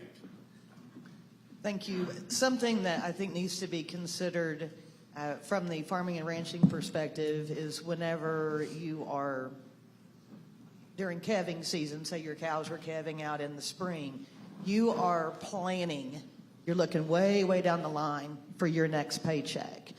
In the cattle industry specifically, that calf crop, it's one time. So it's great that those calves may bring 70,000, 100,000. That is your paycheck for the year, and it's way on down the line. So it's a little bit different thought process from my perspective. Yeah, that's future inventory. Mr. Pavetti. Well, you mentioned about the lack of skilled workers, and that affects all of us. And it's probably worth pointing out that you can get a loan to go achieve a degree that you may not be able to find a job in. Yet, how do you fund someone to become a welder, a truck driver. We have a part ownership in a service company, and crane operators are very difficult to find, and we're willing to put them through a training class. At the OERB, the Oklahoma Energy Resources Board, that I'm on the board, we have programs that we believe address this by starting with elementary education through middle school, high school, college. We try to get out with volunteers in the classrooms to encourage people what we do in our industry so that they'll want to work in it. And then on a college level, we provide scholarships along with other groups here in the state, such as the local Society of Petroleum Engineers chapter and the API. We feel that this way we can bring more people in, but we still do need to do more. Well, I'm sorry, we've run out of time. Thank you, Mr. Chairman. Hey, also Express Clydesdale. This is a great place for us to come today. Thank you so much. It's a beautiful location, and it's really good to get out in Washington, get around real people who really have to produce every single penny that they spend, in addition to the taxes that they pay. So thank you all so much, and God bless. Thank you, Mr. Kelly. I do want to remind our friends in the audience as well, we have clipboards right here for you to submit anything to the record of information that you think we should know about, issues that we're facing in the state of the current economy, and also solutions that you think we should look at. Love to recognize the gentle lady from Alabama, Ms. Sewell. Thank you, Mr. Chairman. And I want to thank our witnesses for being here today and sharing your stories and your perspectives. I represent Alabama, and I could close my eyes and listen to all of you speak and know that the folks that I represent share many of your concerns. This hearing is about the state of American economy, not Democratic economy, not Republican economy. It's the American economy, and you all have reinforced that. It's about making sure that all of us are vested in the success of this great country that we live in, and that irrespective of your wealth, your race, your gender, we all want to achieve the American dream. We may differ on how we get there, but I think all of us want to achieve the American dream. You know, this month marks the third anniversary of the COVID-19 breakout. I think all of us know that it was a global pandemic. It was not a hoax. It was 1 million people died. Folks in my district that were of color, who had chronic diseases, died disproportionately more often than others, but 1 million Americans died. And I think that no committee had a bigger impact on trying to mitigate the downturn in the economy than the Ways and Means Committee. And I am very proud of the fact that we were able, if only for 1 year, to give a fully refundable child tax credit. And Ms. Kantz, I wanted you to talk a little bit about that. I can tell you from the perspective that of my constituents, I had lots and lots of fathers, not just mamas, telling me how important it was for that income support, especially during that vital time. And it did lift people out of poverty. In my district alone, it lifted 30% of the children out of poverty for that 1 year, often because it was an increase in the amount that was given. And as you rightly pointed out, it was given on a monthly basis, not a one-time basis. And so can you talk to me a little bit about how that affected your community? And if you could also talk to us about how it affected members of the Cherokee Nation and how income support was vitally important during that time. And it taught us a lesson because we came out of this pandemic stronger. This economy, 12 million jobs were created in the last 2 years. But I mean, we obviously have things to do, but it's about a balanced approach and making sure that employer and employee alike are prospering in this great economy. Thank you, Representative Sewell. As a citizen of the Cherokee Nation, I definitely applaud all the work that the tribes have done. There's 38 federally recognized tribes in Oklahoma, and they have truly been a beacon of how to care for your citizens. They have definitely stepped up and used the resources. And Cherokee Nation alone has a $3 billion economic impact on Oklahoma. So very proud citizen here, but I definitely think that the federal government would do well to honor the sovereignty of those nations and speak with them, have the table equal for the nations to speak to their citizens' needs individually and not as a whole. And as far as the child tax credit, not everybody has a parent who can watch their kid. Not everyone can afford to work fewer hours. Not everyone works 9 to 5 hours. How many child care systems do you know that are set up to support night shifts? Our hospital workers, our doctors, where are they finding their child care? If they don't have a community, we talk about having boots and pulling ourselves up by our bootstraps. I wasn't born into a family that had boots. Yeah. We got hand-me-down boots. And we had a community and a village around us that helped with those boots.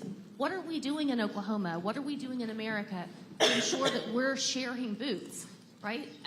We really need to show up for the working class, our middle class. We heard about the wealth gap. It's real. It's real. It's greater than it's ever been in the history of the United States. And we really do need to show up for our working class families. You know, the other thing that you mentioned that I thought was really poignant, my state did not expand Medicaid. And frankly, we've seen lots of rural hospitals close because we didn't expand Medicaid. And I think that when you're going through a global health crisis, to not have health insurance, to not be able to provide for yourself and your family, just further undergirds what you were saying.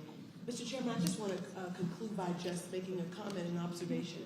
We on the Ways and Means Committee, because we have tax and trade and healthcare in our jurisdiction, can use our tax code to really help working families and entrepreneurs and small businesses alike. We would do well to remember that we're all interdependent, that what happens to one of us definitely does affect all of us. And so thank you with that. I want to again thank our witnesses for their testimony. I want to thank the gentlelady. Recognize the gentleman from Arizona, Mr. Schweiker. Thank you, Mr. Chairman. Look, we have a country we're borrowing, what, $48,000 every second. And you'll actually hear both sides care.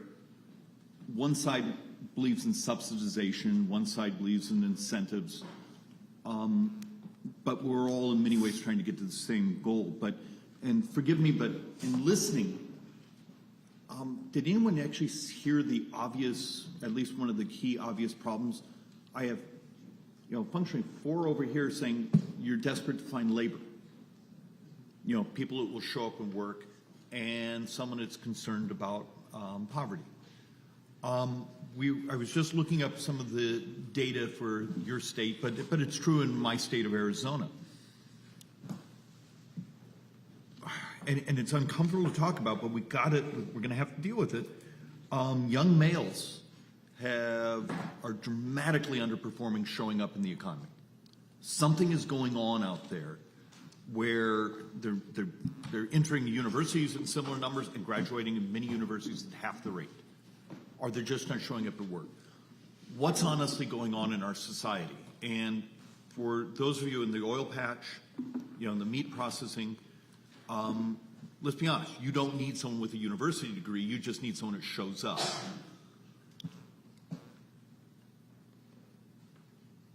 If I have millions and millions of young males who somehow have disappeared in our economy in the last couple of years, what's going on? Mr. Jackson, when your observation, I know you're in a smaller community, I represent an urban-suburban district. We have fentanyl out of control. We have other things. What's happening in your communities? Why this disparity of, we have jobs, I don't have labor, but I also have data that says I have a substantial number of these young males not showing up. What's going on? From my perspective, I think a lot of it has to do with people are today thinking more about what they can get instead of what they can give. And I think we as Americans need to be reminded of what built this country was people's desire to be free from tyranny. And so we have to show up to work. We have to roll up our sleeves and put the work in. Okay, to so make you things better. see a societal issue? Yes. Mr. Mills?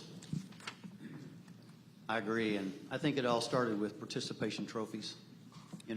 Everybody. Hey, sometimes that's the only way I got a trophy. Yeah, everybody's a winner. We don't want to hurt anybody's feelings. I'm sorry. There's winners and losers. And it's okay to lose. I've lost. In business, you lose all the time. I don't get every order I quote. You know, oh, okay, well, we move on to the next one. And, you know, you just don't take it personal. But that's where it started. It's a society change. And it all starts from home. And some of this, like I said, could actually work through the school system for us. If we could get, I think, business engaged in helping these kids, you know, really find their purpose. Look, we were in West Virginia a couple weeks ago, and we've also been digging into some of the data in my Phoenix area. And we have a genuine problem with a number of young people, substance abuse, other things going on. I don't know if that's permeated through this part of the country. I mean, this is a moral imperative. You have a society that needs people, but then people aren't showing up. Ms. Payne, any theories? Representative, I think more kids ought to be forced to haul hay during the hot summer. It's when we walked through the stables back there, I spent my childhood shoveling horse stalls. I can smell that ammonia a mile away, and yeah, I'm still doing it. How about in the oil patch? What do you see? We see a lot of the same thing. It is difficult to find workers.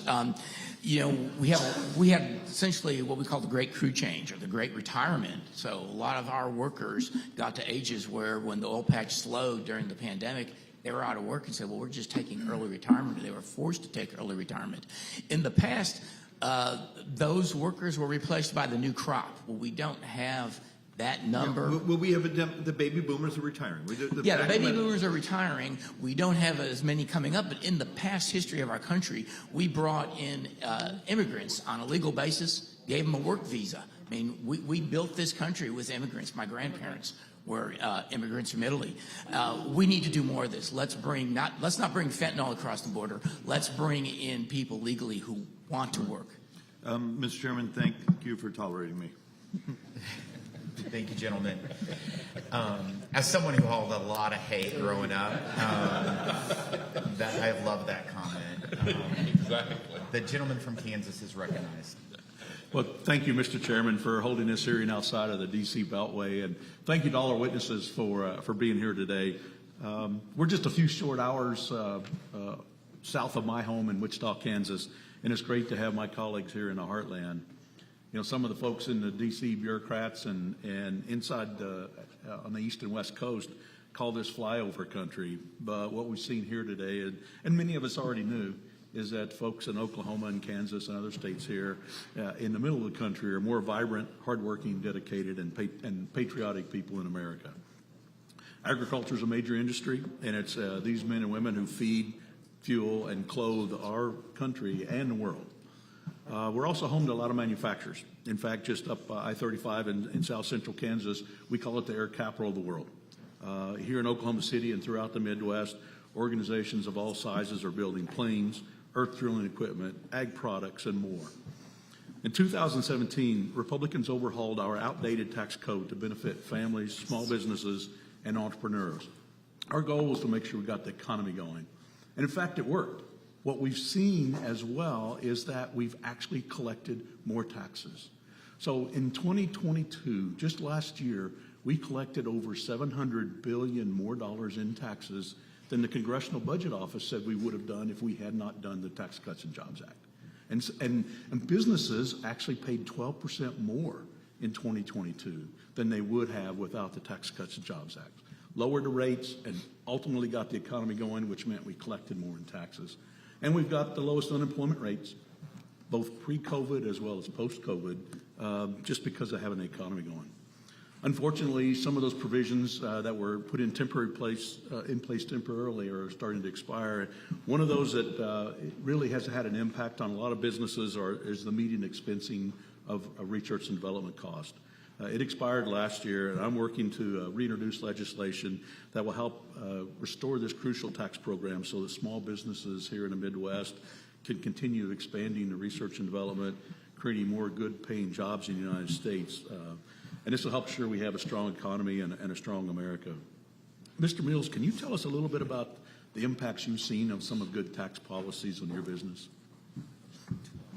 They're absolutely critical. You know, I've said a long time, just about to every elected official I can, that, you know, just get out of our way and let us grow. Let us develop new product. I mean, we want to be a leader in the world like we used to be, innovative. And here in Oklahoma, we're some of the most innovative people because we're resilient and, you know, we know what it takes. But having the benefits of some tax, especially R&D, I mean, let's go make some new things. Let's develop. Let's be leaders again in expanding our economy. And get out of the way. Don't tax us. We're going to go out and create more jobs, create more taxes to help fund and help people that need the help. You know, being just even an elected official on a local level, I saw where the tax dollars were going. I probably became a little bit more moderate when I became the mayor because I understood the poverty level in our communities and the people that really needed the help. Because I saw those agencies helping those people. So I know the need is there. But at the same time, you can't choke business down in order to get there. They're the people that are generating the jobs and the opportunity and the taxes. So let's look at this cycle. It's not very complicated. But those definitely have helped us. And the R&D is huge. So I appreciate you doing that. Yep. Well, thank you. And, you know, in addition to good tax policy, we need to make sure we have good energy policy. I mean, we're suffering now from rising prices, not just gas prices, but we're also seeing it in heating home and the impacts on businesses and families. And a lot of it's due to the bad policies coming out of the Biden administration to attack American energy policy. And in fact, limiting our, selling off our strategic reserve to countries like China. And then putting in policies in place like marginal wells and some of those restrictions on oil production. Mr. Ravetti, I know I'm running short of time here, but I did want to ask just a quick question about what other policies you think would be useful in the United States to implement to help restore and lower energy prices for American consumers. Well, basically, we really need less regulation instead of more.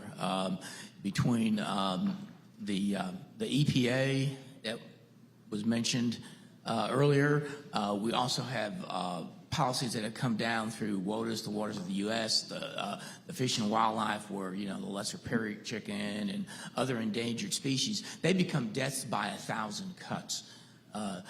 And this has become very difficult for many of us small energy producers to work. The more oil and natural gas we can produce, supply and demand, then the less it's going to be to the consumer. Well, thank you, and thank you, Mr. Chairman. I yield back. Thank you, sir. I'd like to recognize the gentle lady from Wisconsin, Ms. Moore.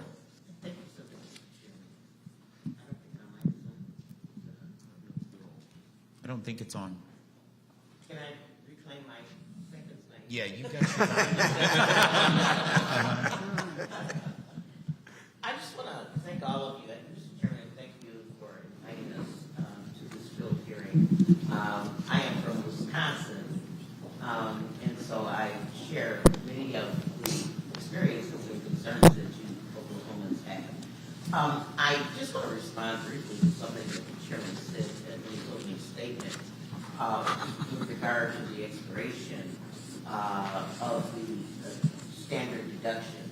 I just want the panel to understand that the reason that that's happening is because of the construction of the Tax Cuts and Jobs Act. The then Republican majority decided to prioritize cutting taxes for corporations, and they put in the provision that it would expire for people. And so we'll see what happens with that. I wanted to know from Mr. Mills and Mr. Jackson, I really do respect the fact that you've kept this business going for 115 years, Mr. Mills. That's very impressive.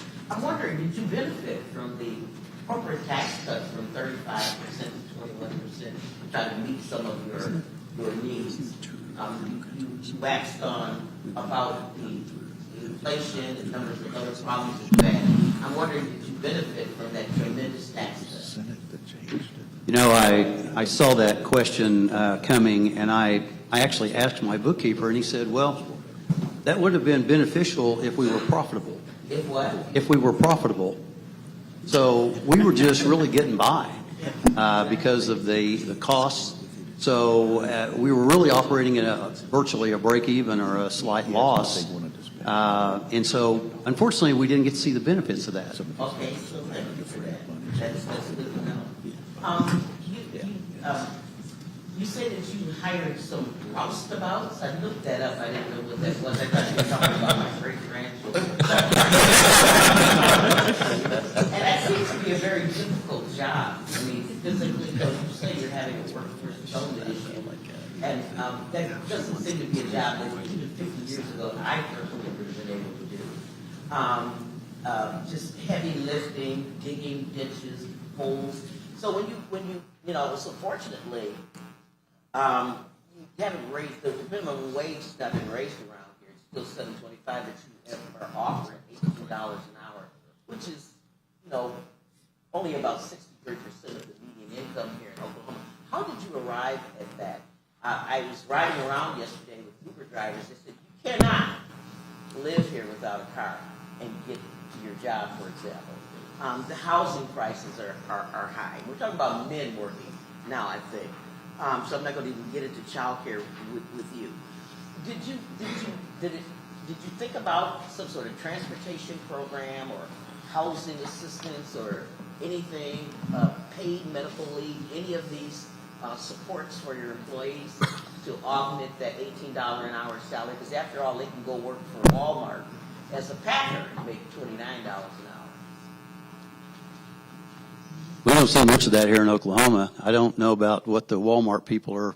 I mean, everybody I talk to at Walmart are working part-time with no benefits and, you know, things like that. There's just sort of this notion that people are just lazy and they don't want to come to work.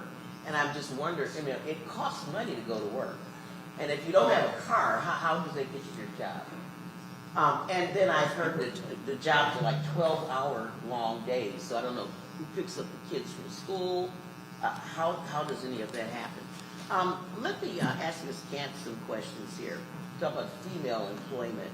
And we've already discussed the fact that there's a very high 20% child poverty rate, which concerns the very high incarceration rate among women here as well.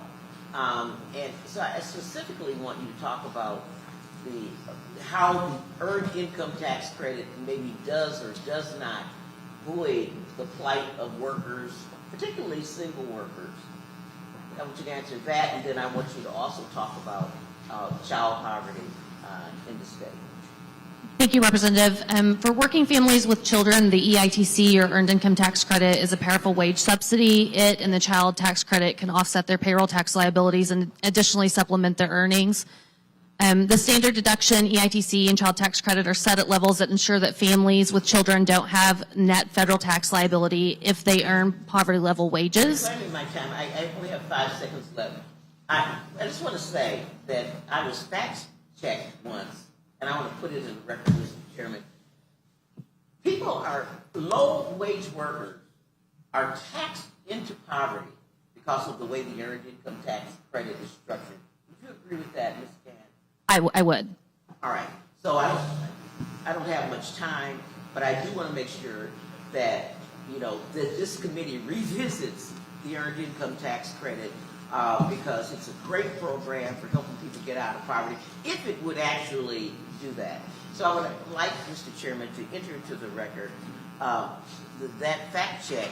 And I also want to enter into record something very disturbing to me about the incarceration rate of women in Oklahoma for child abuse. I mean, and that includes not having enough money for food, rent, and I'm very concerned that we are imprisoning women for being poor. Mr. Chairman? Without objection, I yield that. so ordered, to put in the record. Gentleman from Pennsylvania, you're recognized. And thanks for holding this hearing here. My district in Pennsylvania is an ag district as well. We have a lot more dairy cows than we have beef cattle. and a lot of egg-laying hens, but agriculture nonetheless, and then manufacturing as well. We like to call ourselves the snack capital of the world, both salties and sweet. We're close to Hershey's and Mars and many others.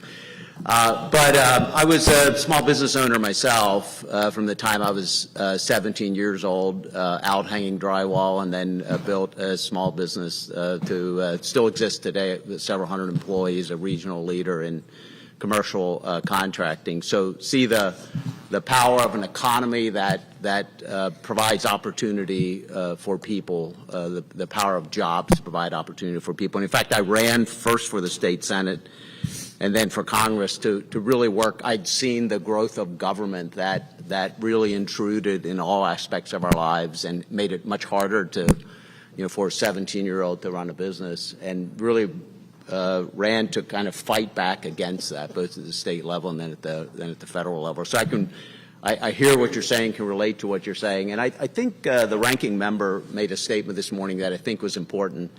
And that is, we should be able to have discussions about what really works best to lift people out of poverty, to help individuals achieve their own American dream. And we have differences of opinion in what is the best path forward, but we ought to be able to have these discussions. And so I appreciate everyone being here in the room talking about this. But it's pretty clear there is a difference in how we as Republicans and how Democrats approach these issues. I think we can agree that we're all thankful that we live in a country, and to your point, Mr. Mills, that does help those who really need help. And you saw that as mayor, and I've seen that in my community, and I'm grateful for that. And then beyond that, we talk about what's the best way to lift people out of poverty. And I think in general, and I'm very much overgeneralizing, some of the things you're hearing from the Democrat side today rely more on government than what we prefer to. We believe that in the power and the ingenuity of the American people. Wouldn't you all agree, and I'm just curious, the best way to help people, lift people out of poverty, is to provide them with a job and to connect them to the job. Do you all agree with that?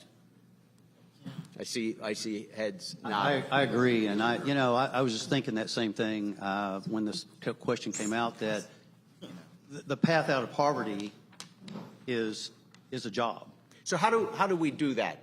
Well, does the government create jobs, or do businesses? We have jobs. We need to help them with skills, and they need to have some basic skills. Yeah. But just like been mentioned here, a lot of times we have someone with basic skills, and we can train them to do, because every company's different. We all do things a little differently, but we can help train them.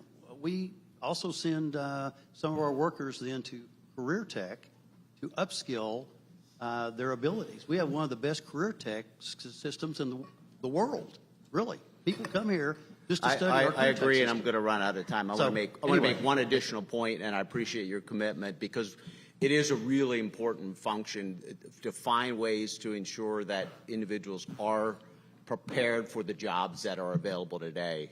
Nothing better than lifting people out of poverty than that. The ranking member also mentioned the success of the American Rescue Plan, and some of us believe that that created the inflation that has hurt everyday Americans in a degree that it's been very, very harmful to families. And nowhere, I think, then during the discussion of that bill was our difference in approach more evident, where the bill incentivized people to stay home, which I thought was terrible, to put people in a position of earning more if they stay home. They had to make that tough decision. I'm going to stay home so I can provide for my family. Our idea was to provide a $1,500 incentive to have people go back to work. What's your reaction to that? Do you think that would have worked better than what we have now? I think that's a good start. I mean, we've got to get something to get them moving. And I think I'm trying to think if that happened here in Oklahoma, but I know we talked about it. I know our governor talked about that. providing that incentive. I can't remember if it happened or not, but I think it worked because things have gotten a little bit better since then. We still are struggling to find those skilled workers, but again, any incentive we can to get people back to work, it would be welcome. Thank you. I'm out of time. I think the representative recognized the gentle lady from West Virginia, Ms. Miller. Thank you, Mr. Chairman and Ranking Member as well. Thank you all for being here today. I feel that policymakers don't always respect or truly understand what job creators, business people, go through and the risk they take every single day when they open their door, whether it's a glass door, a fancy wooden door, or a truck door. You take risks every single day, and you care about your employees, because without them, you can't do a good business. So I'm looking forward to hearing more from you on your ideas. Mr. Bravetti, thank you for being here. You know, the independent oil and gas producers are so essential to securing our American energy and our way of life. Without producers like you, it would be much more costly for Americans to keep their lights on and our cars powered. The Democrats in Congress have consistently used the tax code to discriminate against American energy producers, from attacking deductions for intangible drilling costs to propping up unreliable green energy through billions of dollars of subsidies. Democrats have shown that they are more willing to pick winners and losers. Can you explain how higher taxes on America's most abundant energy resources, like coal, oil, and gas, impact the price for our consumers? Yes, I can. Thank you, Representative Miller. Every dollar that you pay in taxes is $1 less you're investing into your business. And in our case, our business is very risky. All ventures don't work. You're at the vagaries of Mother Nature in the sense that when you put a dollar in the ground, do you get $2 back, $3 back, or do you get none back? Punitive tax codes do no good.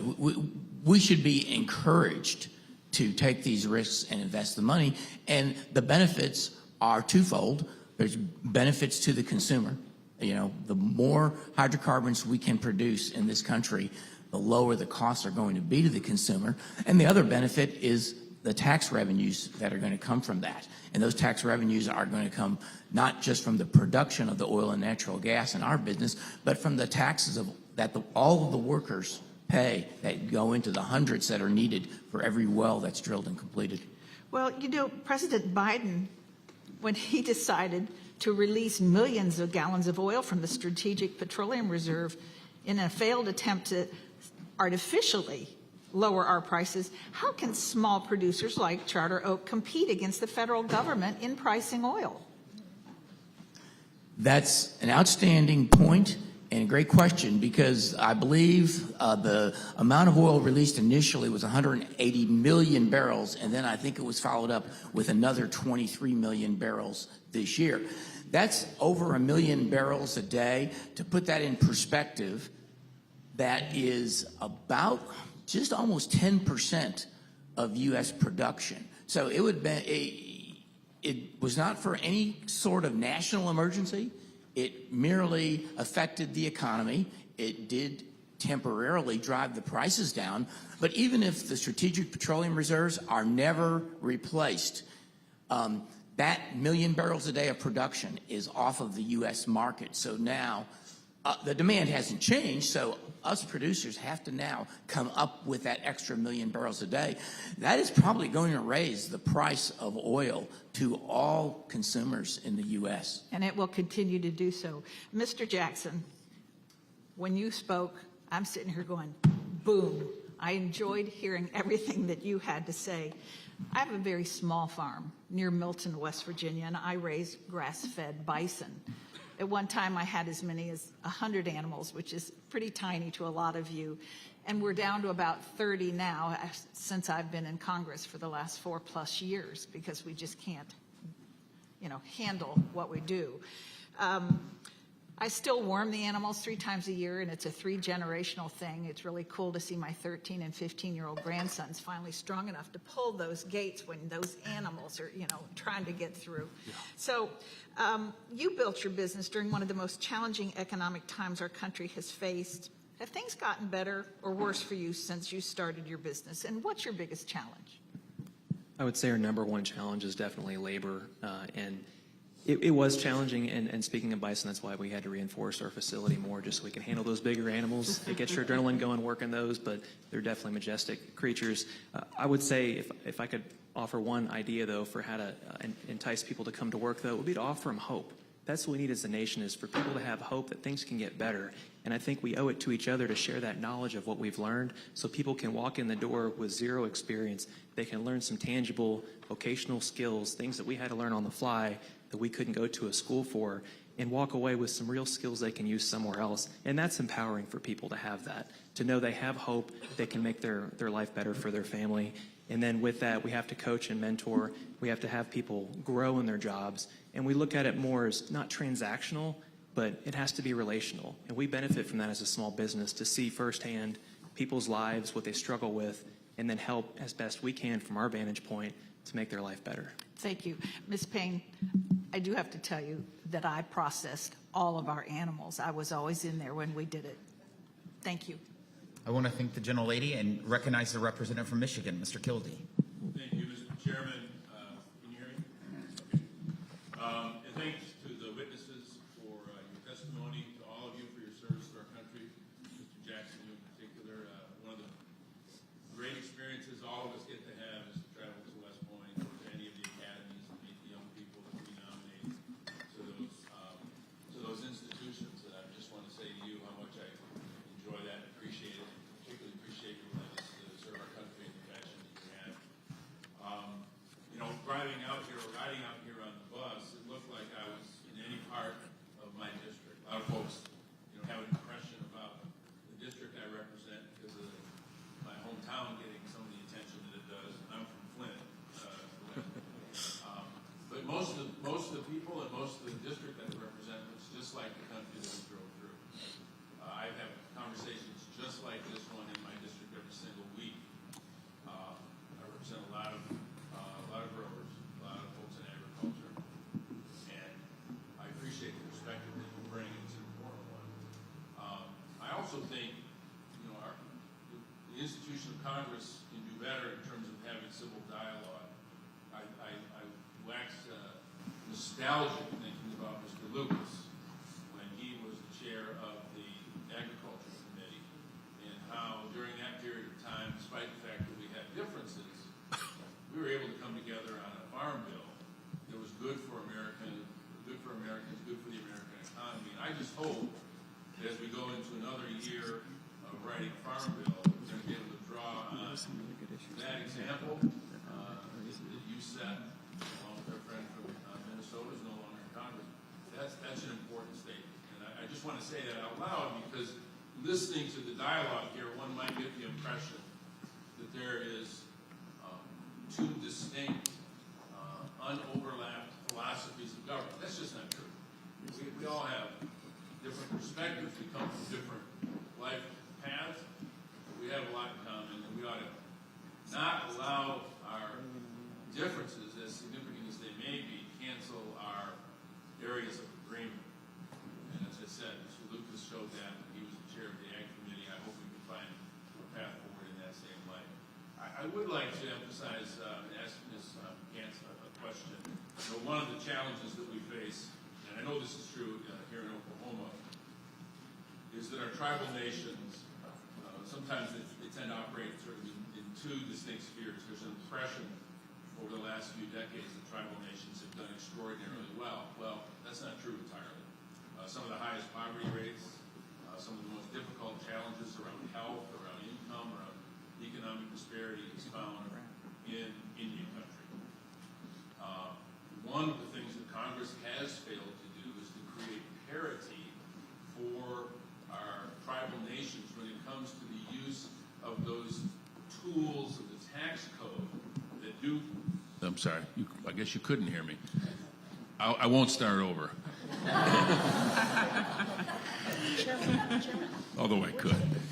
The tools of the tax code, which is the mechanism for incentives for private investment, are not equally available in Indian country. Something as simple, for example, as the ability to issue tax-exempt bonds, the way every government pretty much finances large infrastructure improvements, which is a key to economic development, is locked away from those tribal governments. Other uses of the code regarding housing policy are not readily available. And I wonder if you just might comment on how that impacts the economy and what difference it would make if this committee and Congress could get together, as Republicans and Democrats now have expressed, and share those tax benefits with Indian country.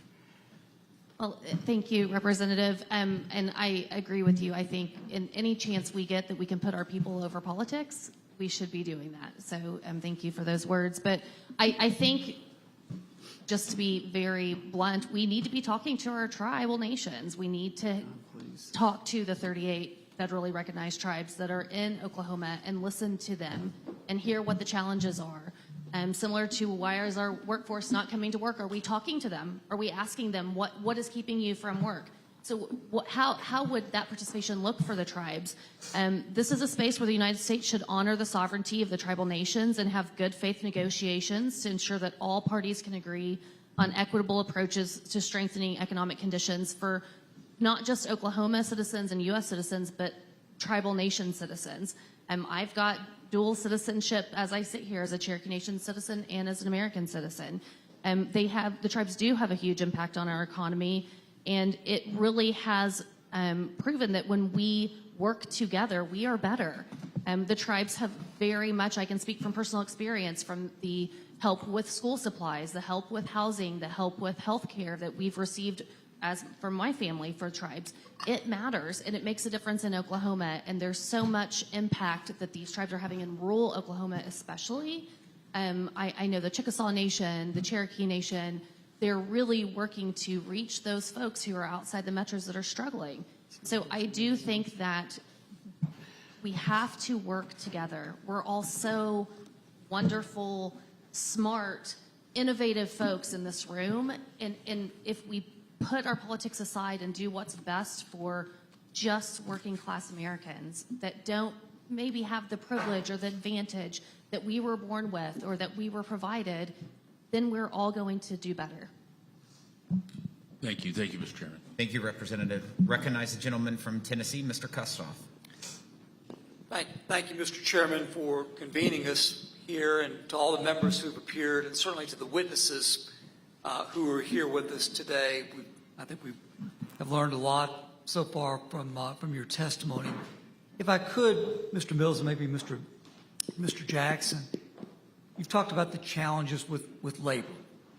Mr. Mills, I think you talked about the incentivizing, or maybe the decentivized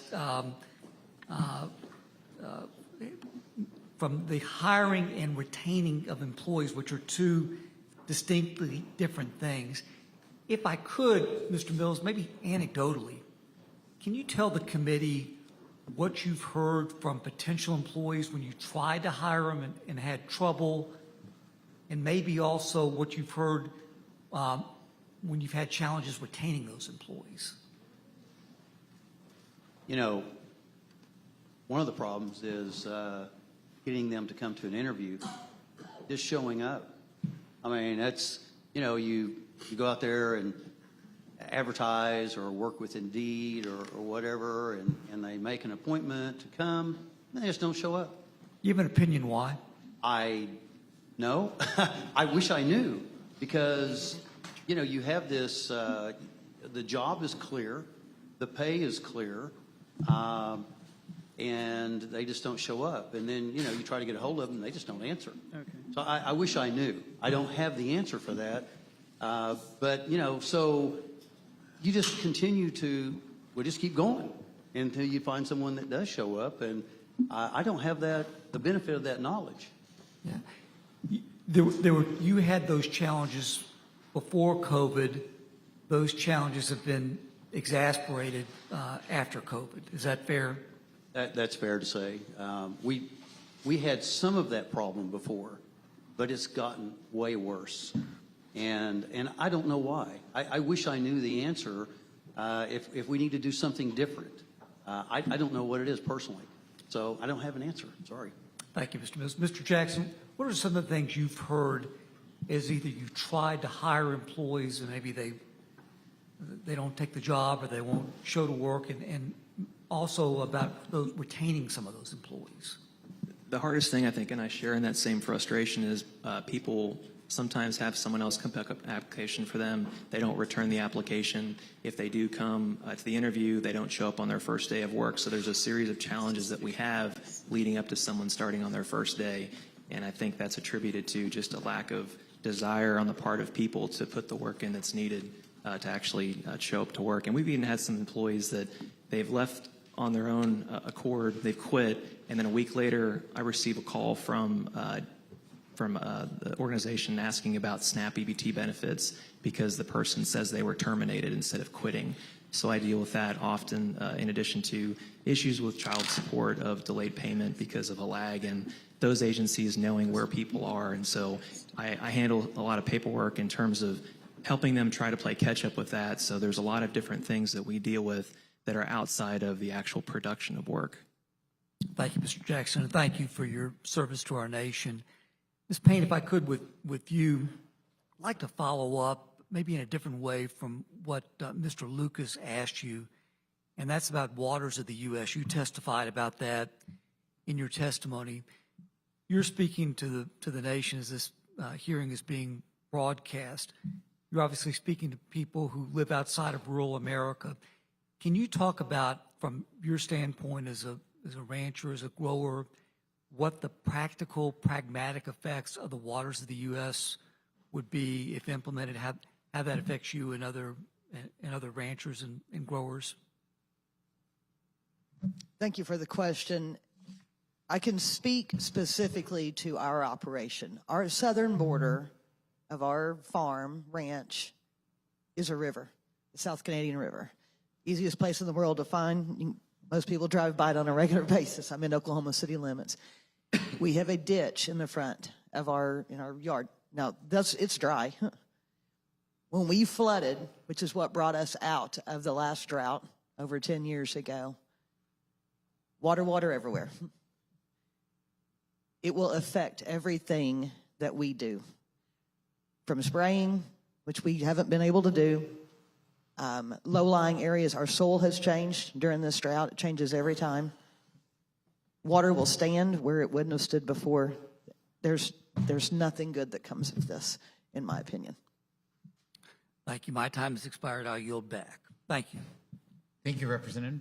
I'd like to recognize the gentle lady from New York, Ms. Tinney.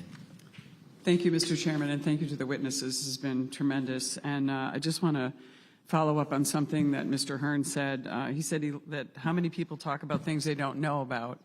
And I want to add that as a small business owner, how many of these people don't even try to find out the answers? And so I thank the chairman for doing this and hearing directly from you about what your issues are as small business owners and the struggles that you face. And my business was started 77 years ago by my grandfather. And we have similar issues in New York. But I will tell you, if you want to know about killing prosperity, the story of New York is how one-party Democrat socialist rule destroyed the state of New York. And I say that for a reason, because this isn't the days of Reagan O'Neill that we once enjoyed as a country. There is a certain element in New York State, particularly, that's hurting our country and hurting our state in terms of regulations. And I agree that there is a middle ground. We do need, and the mayor, thank you for saying this, we do have to care for the truly needy people in our communities. That's an obligation we have, and it's something that we all have a mission to do. But there is a middle ground between, are we helping, hurting, and are we hurting our small business owners and our taxpayers? And so I like when you said, when you were asked the question, how are your profits? That is a huge question in New York. Most of us don't have any profits.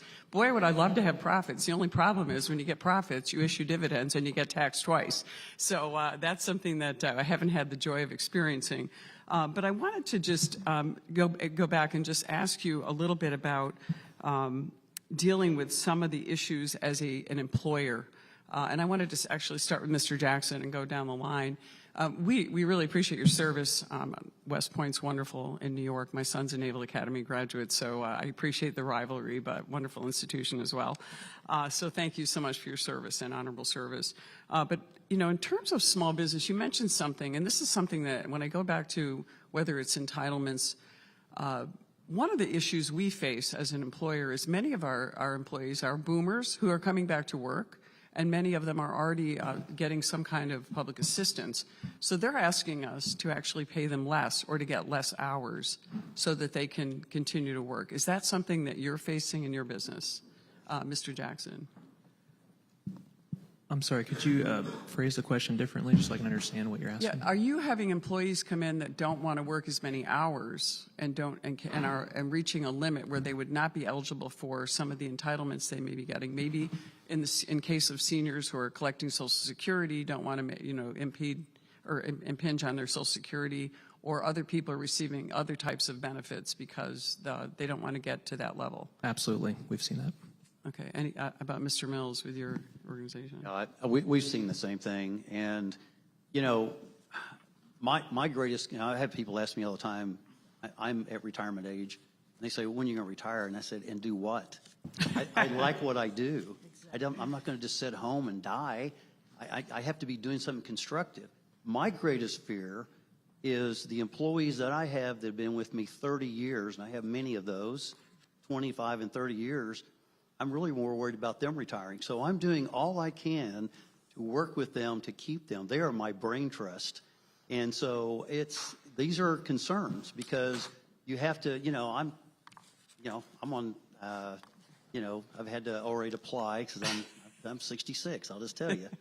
But you don't look it. Thank you. I'm concerned about my employees really facing those same things of not being able to make as much money in order to draw their Social Security. And so it's a concern, and it should be a concern for a lot of people in the workforce because these are people we depend on. They have so much experience. Thank you. I'm going to reclaim my time for it because I want to save a question for Mr. Bravetti. All great witnesses, but Joe Biden said in his State of the Union address that we only have about 10 years left of fossil fuels. I'd like you to address what that would do to the economy since there are a lot of taxes on gas and other things that fuel our economy, run our infrastructure, our transportation. But also, would your community benefit most from a tax credit to help buy an $80,000 luxury electric vehicle or from policies that reduce gas prices? Can you kind of hit those two-sided question there? Well, I'll address the first question about Biden's 10-year comment. Even the most liberal energy policy group, which I believe personally is the International Energy Agency, okay, the IEA, I think they show us using almost the same amount of oil in 2050 as we're using today. It kind of continues to rise, little peaks and drops. So oil is not going away. Its products are used in so many things besides for transportation, tires on vehicles. Natural gas, of course, has so many other products. Fertilizer for our farms. I don't see us running tractors out of anything other than diesel. And if you're going to mine lithium and strategic metals, that's all going to be done with equipment that's going to be using diesel most likely. So I don't see that going away. In the aspect of renewables, when the wind quits blowing, which it occasionally does in Oklahoma, you have to immediately come on with a backup power supply. So for every megawatt of wind, you've got about an equivalent megawatt of natural gas combined cycle turbines that spool up. So that's not going away. To the aspect of your second point on the electrification. Tax credit for an $80,000. Yeah, tax credits for $80,000 bills. Yeah, the people who buy those are wealthy. They don't need a tax credit. And, in much of the country, the world will electrify and is, but in much of the country, it's not there yet. You couldn't drive across the state of Oklahoma, not even to mention states like Thank you all very much. Thank you so much, Mayor. Mr. Snyder, you're recognized. Thank you, Chairman Smith, and I want to thank you and Ranking Member Neal for this opportunity to talk about the state of the American economy and how we are trying to help American businesses flourish and the American economy continue its strong growth. I also want to thank the witnesses for offering your testimony on what workers and business owners need to thrive in this modern economy. Many of the things we have talked about today are echoed with what I hear from my home district in Illinois. And personally, I'm excited to be here in Oklahoma. Much of my father's family traced their roots to this state.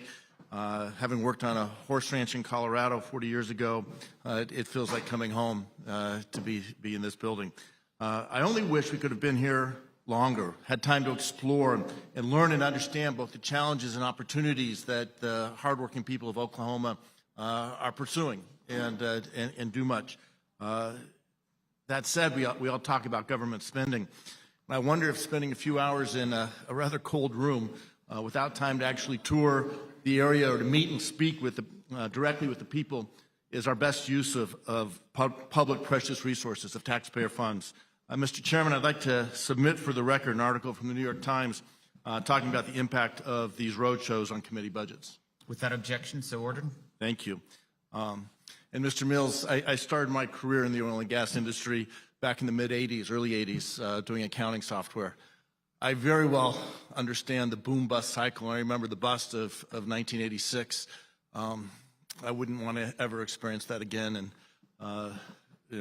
that was, I would argue, one of the toughest times this industry ever faced. But I later spent much of the last 30 years afterwards working with private business, advising mostly family businesses. I know that only 1 in 3 family businesses make to a second generation, 1 in 10 to a third. The fact that you're still in business after 108 years is really extraordinary and to be celebrated. And I wish you, or 115 years since 1908, a lot there. I also know from my experience that there are 4 key factors that businesses depend on for growth. One is a business model. Government has no role in that. That's up to each of you to decide the best model. But beyond that, it's access to talent, it's access to capital, and it's a stable business and political environment. Businesses thrive when they can make long-term decisions, to make decisions into the future, confident that they're not going to see the pendulum swing, in particular in government, whether it's at the State House or in Washington. That said, we also hear, and everywhere I go I'm hearing about the challenges with labor. You all have touched on that. Every company I talk to, small, medium, large size, high-tech, service industry says we are having a hard time finding people. And this is something we've seen over the last more than 2 decades, a decline in workforce participation and people coming there. There are things we can do. We need to educate our workforce. We need to make sure we have workers coming up. And I think the government does have a role in that. In particular, I applaud in my district the community colleges. Lake County is one example that is working very hard to do that, but we can promote that training.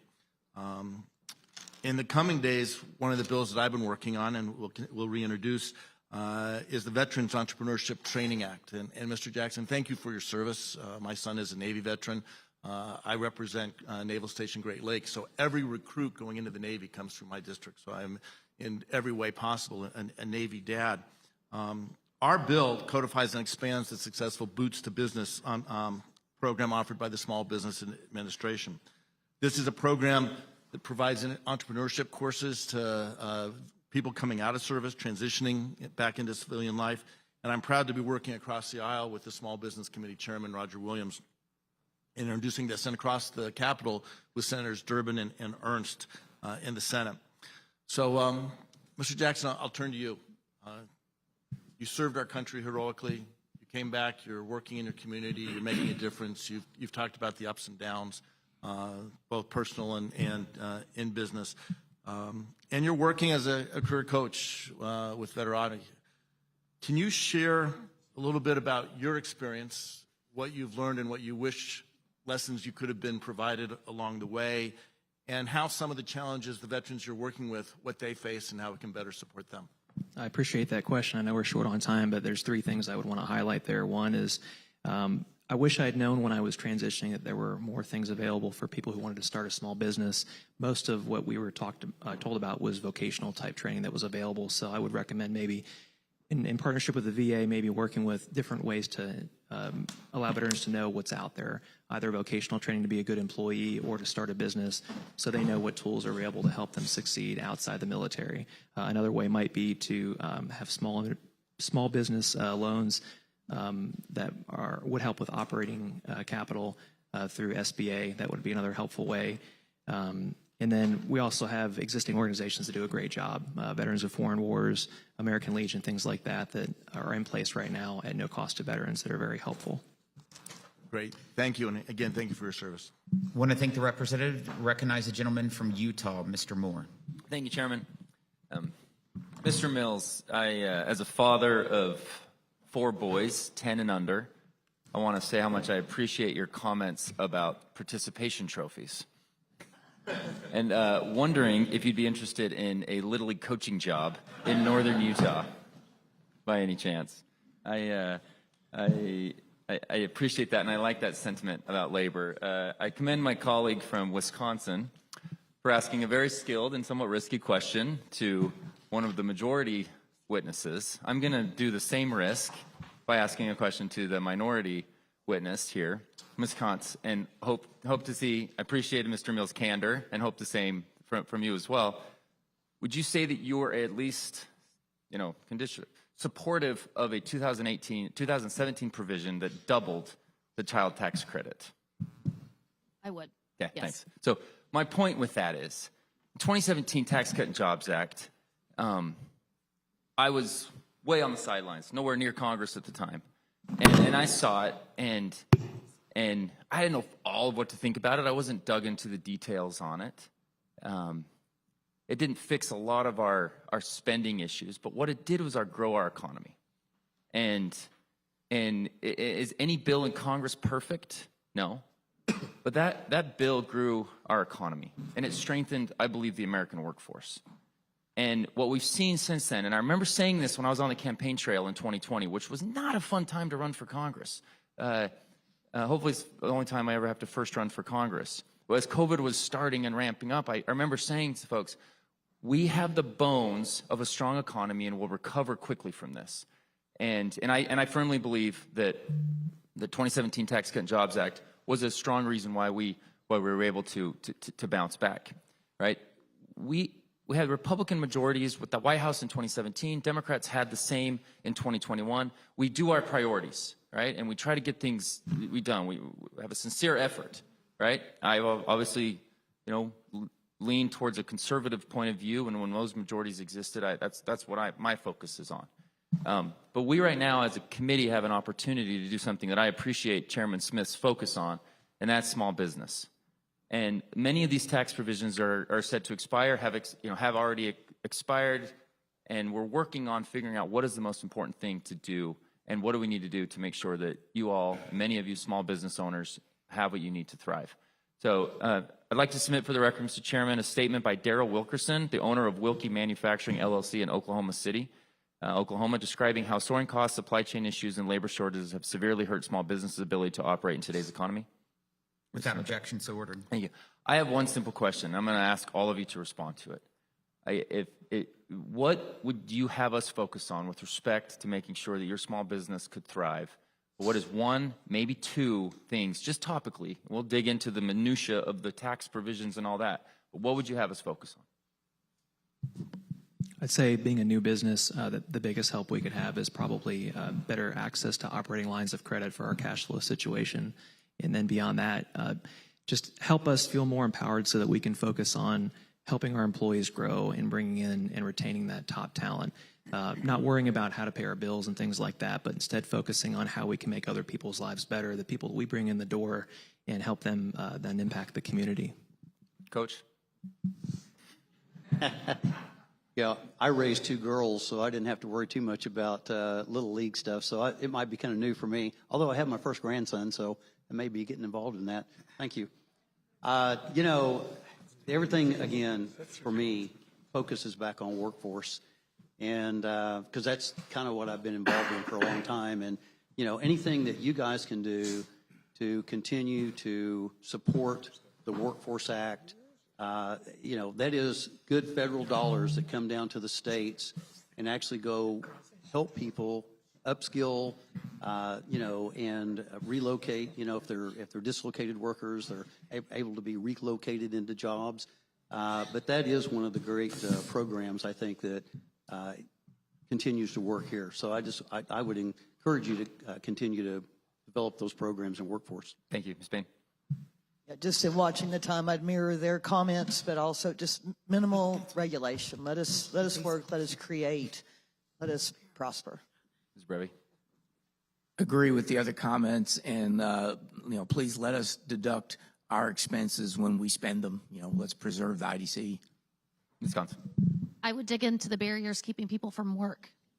What are we doing to get them to the job, and are they jobs that are going to be able to pay the bills? Thank you. Thank you all, Mr. Chairman. Thank you, gentlemen. Recognize the gentlelady from California, Ms. Steele. Thank you, Chairman Smith, for this important field hearing to learn more about the state of American economy. Thank you for our guests for taking time away from their busy jobs to discuss how they have been dealing with the economic downturn for the last 2 years. I represent Southern California. California farmers and other small businesses have been facing supply chain issues and port delays, raising production costs, including higher expenses for fertilizer and fuel, mega drought, and now unusual weather events. My congressional district has a front row seat to the port backlogs, which at its peak witnessed more than 174 idling and anchored ships off the Southern California coast. I introduced the Supply Chain Task Force Act would create an interagency task force to immediately work on addressing the backlog, and this was included in the NDAA. I want to ask Mr. Mills and Ms. Payne.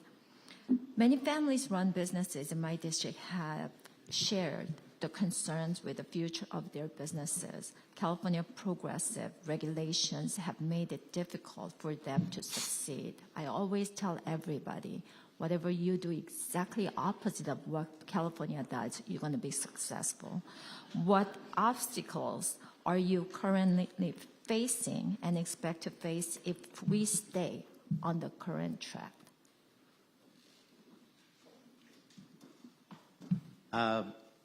If we stay on this current track, we're going to survive, but we're going to be impaired, and it's going to be difficult to grow. I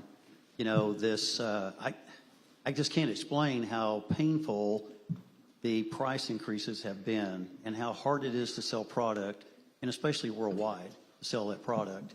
And again, all this to me still goes back to workforce, because everyone down the supply chain has the same problem. So to me, it's really simple about supply and demand. We have still great demand, but less supply. So the prices are going to continue to go up.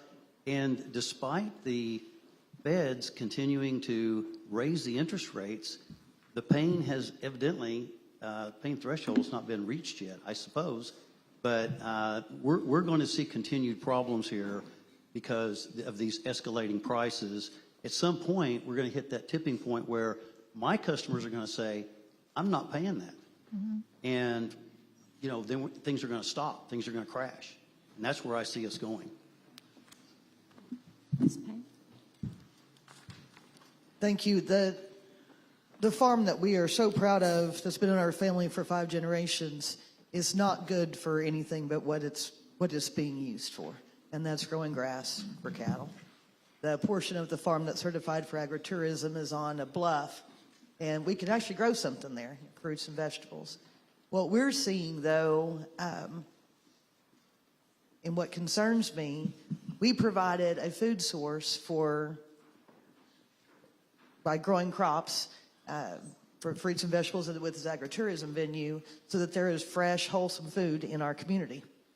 If people can't afford to buy that, doesn't matter if we grow 70,000 acres of it. And that's a real concern for me with the cost of everything. I mean, my input costs are going up. We all shop at a grocery store. And what happens when we can't afford to put food on our tables? Doesn't matter what I grow. I I can't give it away. Thank you. Related to that, I hear a lot of about workforce shortages from my constituents. How can we, the future generation, develop skills and succeed in the workforce? And how are we going to bring them back? Because, right now they're always asking for flexible hours, more money, and they're not ready to work. I'm not talking about everybody. I'm talking about those people that we try to interview and try to bring them in. You know what? I'm a first generation Korean American. I used to work 18 hours a day, and I still work 7 days a week and more than 12 hours a day. So what challenges are we seeing, and then how to fix it? I appreciate that you mentioning being Korean American. I had many classmates from West Point who were first generation immigrants from Korea who were representing their family well with a lot of dignity and honor. Thank you for your service. Thank you. I would say there's two things as a veteran that I learned that would help people be better empowered to be better employees. One would be discipline, and the other would be extreme ownership. So with discipline, it's seeing the job through with quality and consistency. And as far as ownership goes, whatever you see, you own. And as a business owner, I've learned that everything that goes wrong is my fault, either failure to communicate or to train my people. Anything that goes well is a result of them doing a great job as a team. I want to thank the gentlelady. Thank you. I yield back. Thank you. Recognize the gentleman from California, Mr. Panetta. Thank you, Mr. Chairman. Appreciate that, Ranking Member. Mr. Hearn, Mr. Lucas, thank you for this opportunity to be here in Oklahoma, in your state. I appreciate that. Again, my name is Jimmy Panetta. I come from the Central Coast of California, where we do have a lot of beauty, as you can imagine, but we also got a lot of bounty. Agriculture is my #1 industry in that area. In fact, with redistricting, I actually gained the largest cattlemen's association in California in northern San Luis Obispo County. And then, of course, we have our specialty crops. So I am hearing a lot of the same concerns today that I hear in my district, obviously, especially when it comes to water and workers. Now, I got to say, we don't hear much about oil and gas in my district. And when it comes to regulations, let me just tell you, the people in agriculture in my state would think of Oklahoma as Disneyland. Okay, let me just make that clear. All right, so take that for what it's worth. Now, obviously, when it comes to the two issues that I hear most about from my ag people, water and workers, technology's playing a big part in that. Obviously, with water, we're seeing that when it comes to recycling and recharge and even desal to a certain extent. And when it comes to workers, it's obviously trying to replace not labor, but the lack of labor. Now, be it COVID or pre-COVID, that's always been the #1 issue, especially with my specialty crops, and how difficult it is to replace the human discernment when it comes to actually bending over, looking at a strawberry plant and deciding what is an aesthetically pleasing, safe, ripe, and clean strawberry, and then actually taking the time and technology to pack it in a clamshell. Technology is just not there. So you need humans to do that type of work, especially right now. Maybe one day we'll get there, but not right now. Now, fortunately, we have people who are willing to come to this country and do that type of work. So let me tell you, no American is doing that type of work. They're just not doing it. And therefore, we need the same people that have come throughout the history of this country to come here, to contribute here, to work here, and to ensure that basically we continue to go forward and be that #1 agriculture, not just state of California, but #1 agriculture producing nation in the world. And so obviously it's this reliance on foreign workers to do that type of tough work is what it's come down to. And so I was wondering, I hadn't heard much talk about that in your lines of work. I mean, do you have foreign workers who are coming in and filling those tough jobs that no Americans are willing to do? Mr. Mills. We do. And, of course, I see more of it in the construction industry around me. And I actually have a friend that runs he's construction and he does lawn care and things like that. And he has mainly Mexican workers. But they all come in legally and, send money home and whatever. But, personally, I think that we need to bring more immigrant workers in. legally is the key, though. I welcome them. You know, hey, if you'll come in and be productive citizens of our society, pay your share, welcome, open the doors. Right. Mr. Mills, are you familiar with the H-2A system? I am. Okay. And would you encourage an increasing of that system? I would. I think it's a good program. Right. Thank you. And then, Mr. Jackson, obviously, in your line of work, you rely on foreign workers? We do not, and most of our work is done by hand, so I would be in favor of anything that would help increase automation to better train those employees, but also to help us be more efficient as the large packers are able to do. Understood. Thank you. Let me just pivot over to Ms. Katz. Obviously, Mr. Schweiker alluded to this in his questioning in regards to some of the issues keeping people out of work, and that being opioids. As you know, what has cost, I think, what now it's 80,000 lives in 2021. So, Ms. Katz, you know, when it comes to opioids, I know that in my district, they want to increase access to medication-assisted treatment, specifically buprenorphine, also known as Suboxone. I know a lot of my doctors have asked for that. How does access to that medication-assisted treatment impact communities in Oklahoma, including the workforce? I think any time we can help our workforce access care, any type of care that they need, I don't think it's our job to regulate that, what care they're getting within a doctor's office. So I think anytime they can access that care, we're supportive of it. And I do believe that there's some mental health pieces there that need to be lifted up, that there's a lot of, there's a lack of care in Oklahoma specifically around opioids and substance abuse. Thank you. I yield back. Thank you, Representative. Recognize the gentleman from Iowa, Mr. Feenstra. Thank you, Chairman Smith, and I want to also say thanks to Congressman Hearn and Lucas for having us here in Oklahoma. It's quite an amazing state. I also want to thank our witnesses, and your testimony is very impressive. In 2017, we passed a significant Tax Cut and Jobs Act, and it affected virtually everyone in the heartland. When I talk about the heartland, I talk about Oklahoma, I talk about my state also, Iowa. You know, we are the breadbasket to the world, and it goes somewhat unnoticed. You know, I never hear from President Biden about all the food that we're creating and that we're exporting, and yet we do it and we work hard, and we're very happy about doing these things. In that Tax Cut and Jobs Act, Section 199A allowed farmers and small businesses to take a deduction up to 20% of their qualified income. This was very significant.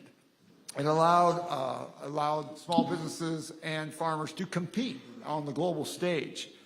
And so, Mr. Mills, I want to ask you a question. In your testimony, you noted when you're able to negotiate lower prices for materials, you pass these savings along to your customers. How about when the government helps and gives you a tax reduction? Is that the same thing? Does that apply? Yeah, I would think it would apply, you know, and it's, to me, of course, my best investment is my business. So everything, any advantage I would get would invest back into my business to hire more people, develop new product, and, you know, that's how we would, you know, use an incentive like that. So what you're saying is it goes two ways. So when you lower taxes, you can either pass it on to your customer or you can grow your business as an investment. Is that a fair statement? That's fair. And the statement I was making there was, as we see, you know, it's actually interesting that almost everything has gone up with our bar material and tube material. Just recently, we've seen a reduction in steel plate. And so that's a big part of what we buy. So we're going to readjust our pricing back down to make our customers more competitive. And you know, if things go up, they have to share the cost. If things go down, then, you know, we go down too. We don't just say, oh, we're going to make more money. That's exactly right. We don't look that way. Exactly. Thank you for those comments, Mr. Mills. Ms. Payne, as you know, you're part of the farming community, just like I am. In Iowa, 9 out of every 10 farmers are small business men and women. We're either LLCs, partnerships, sole proprietors, S corps. We're not big corporations, right? We're small. So how does, when I start talking about tax reduction, 199A, where you get a 20% deduction on your qualified business income, how does that affect you? And by the way, it's going to go away. It's shocking, but 2025 it's going to sunset. So how does the uncertainty affect you when you see something that you have today, but it's going to be gone tomorrow? That's a very fair question, and I think there is more and more of that. As I mentioned earlier, a lot of times, especially in cattle industry, we're working for one paycheck. We will get that check once a year. And so, but we're always looking further on down the line. Like right now, I don't have anything at the house, but I'm planning for 3 years from now, hopefully we'll have pasture about what I can stock that place with. Within that planning is also going to require some financial management. So we like to be able to count on certain things. I can't discount my livestock. It's not a cash sale like that. But I want to be able to plan to be able to buy an overhead bin or any other tractors, any other things that I would need. Taking away from that, Mr. Mills, if you could further expound on that. Right now we have a thing called 179 depreciation, which you can fully depreciate an asset in 1 year, a bonus depreciation the same way, but that's going to go away. It's going down from 100% to 80% to 60%. So when you buy capital equipment, and all of a sudden now you can fully depreciate it, but it's going away as this year it's gone, or it's slowly going down. How does that affect you? If I had a guess, that would also affect your future decision making. Well, first of all, you have to have some cash flow to make that happen. That's number one. And right now, because of what we're having to expend on buying additional materials, we're not even looking at buying anything equipment-wise. We're really just pulling back and going, okay, let's see what happens. Because, again, our best investment is to go out and invest in those materials, controlling that cost, make it competitive for our customers. Thank you. See, I just want to note to everybody, that's what inflation does, by the way, people. Just what he said. Thank you, and I yield back. Thank you, Representative. I'd like to recognize the gentle lady from New York, Ms. Malliotakis. Thank you, Mr. Chairman, and I'll say as a New Yorker and Yankee fan, it's exciting to be here in the birthplace of Mickey Mantle. When we talk about Made in America, we are talking about you, right? American manufacturers, American farmers, food producers, American energy producers. And we have a president who talks a lot about Made in America. But what I'm hearing today is that the policies, there's a real disconnect between what he says and the policies that are coming from this administration. Because what I've heard today is that higher taxes, burdensome regulations, permitting delays, the disincentivizing of work have all made it more difficult for you to create jobs. It's made it more difficult for you to create American jobs, let's be specific, and produce more American goods, forcing us to rely on foreign countries, particularly as it pertains to energy. And I want to focus on the energy policy because we rely on energy for everything, to manufacture, to transport goods and food, to have a quality of life where we can have electricity that's reliable. And I'm from New York City, and sometimes in New York City we don't always think about where that energy comes from, right? We just turn on the lights, we pull up at the gas pump, we go in the store, we buy our food. We never think about where it's actually produced or how it's produced. But lately, my constituents are paying a lot more attention because they're getting those higher utility bills. They're seeing that, gas prices are more today than they were 2 years ago. And they're seeing that, that transportation of food is actually driving the price of their products up at the supermarket. So I'd love to ask Mr. Bravetti if you can comment on how much more is the potential for American energy production here in Oklahoma and America. How much more potential is there for us to be energy independent and, as you said, not rely on adversaries? It's important for our national security, it's important for our independence, and it's important to reduce prices for American families. And my second question would be, how are Biden's policies hindering that production and, in the end, increasing the cost of energy and food for my constituents back home in New York?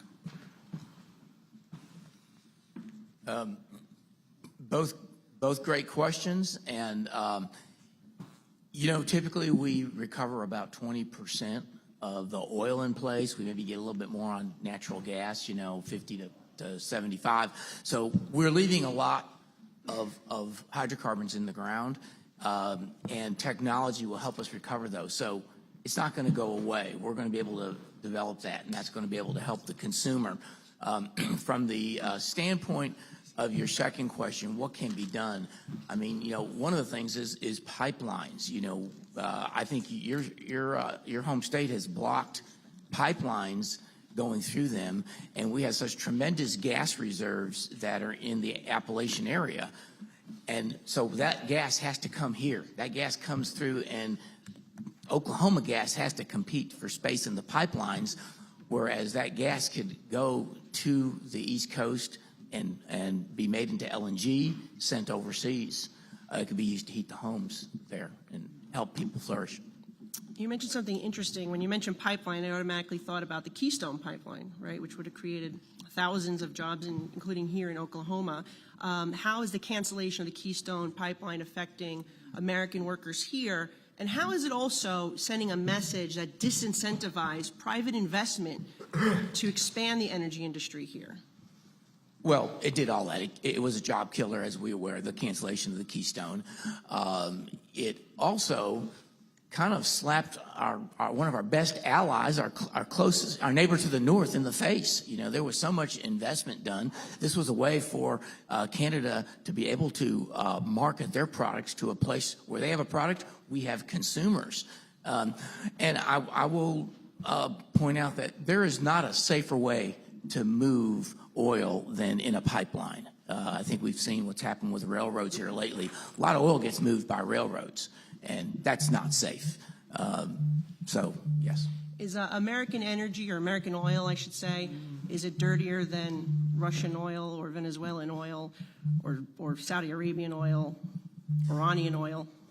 That's a good question. Without getting down into the weeds, most of American crude being produced right now is what's called fairly light and sweet. It's low in H2S, which makes it sour. It's also fairly light compared to those countries you mentioned, such as Venezuela. And when you produce crude in a foreign country, it's not produced as clean and safely, but now you have to move it on tankers, and that has a carbon footprint for sure. So American oil is cleaner, and it's costs less to transport, and it's cleaner to transport. Cleaner, safer, and nobody produces hydrocarbons in a more environmentally and greener fashion than U.S. producers. Thank you. I want to thank the gentlelady. Recognize the gentleman from Ohio, Mr. Kerry. Thank you, Mr. Chairman. I want to thank the ranking member as well for having this bipartisan hearing today. I think it's great to be in Oklahoma. We had a great time in West Virginia. I want to follow up on a couple of issues as it relates to energy, following on the questioning. But looking at Oklahoma, and I know that Chairman Lucas and Mr. Hearn have pointed this out as well in your testimony, but there were $64.9 billion in the state's gross domestic product that came from the oil and gas industry, $2.5 billion in taxes, 27% of Oklahoma State's GDP comes from the oil and gas industry. 16.7% of the state is tied working to the oil and gas industry. The other thing that you mentioned briefly in your testimony, but I think it's important to note, that over $2 billion will return to property owners in terms of royalties. It's major.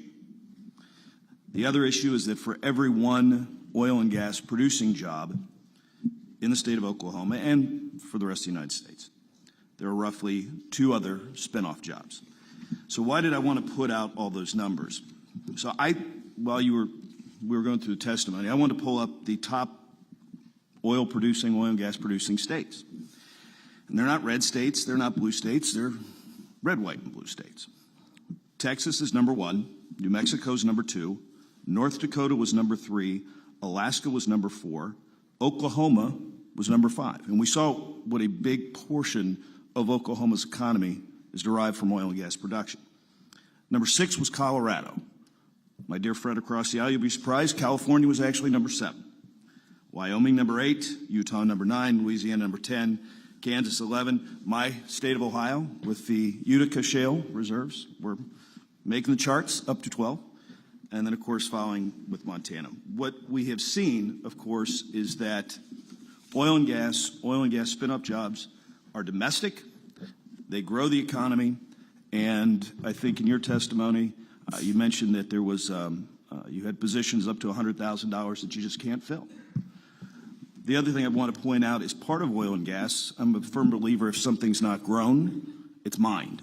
And so if you look in terms of what does that mean for oil production, there's a lot of moly that goes into that. Barite goes into that. Phosphate mining goes for fertilizer. All of these, and they have an average income of about $85,000 for every one of those people that mines those products. So, saying all those things, one other thing I want to point out to my colleague here to the left mentioned the price going up.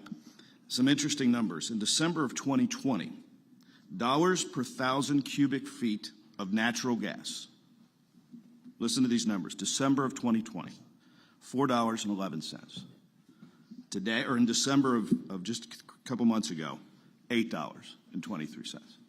It's doubled. So we have a misguided energy policy, and I'm so glad that we're here talking about the things that are really affecting the American public. I'm going to ask you a question just real quick on the oil and gas side of things, if you don't mind, because I like many of Mr. Hearn pointed out people that don't know a lot. I come from the energy production side of things, my private career. Can you explain, and I think you mentioned in your testimony, but you explain the percent depletion and how that relates to smaller oil and gas producers and why it's so important? Yes, certainly. I'm not an accountant. I'm an engineer. However, we depend upon our participants who co-invest with us. They depend upon certain things, and we mentioned about the IDCs, which is the intangible drilling costs, but there's also a depletion allowance, and there's cost depletion up front, but there's also percentage depletion. So percentage depletion, which I think has been in question and has been on the crosshairs of some people. Percentage depletion, if you think about it this way, when you plant a crop one year, you can go back and replant it next year. But with our industry, what we pull out of the ground this year is gone.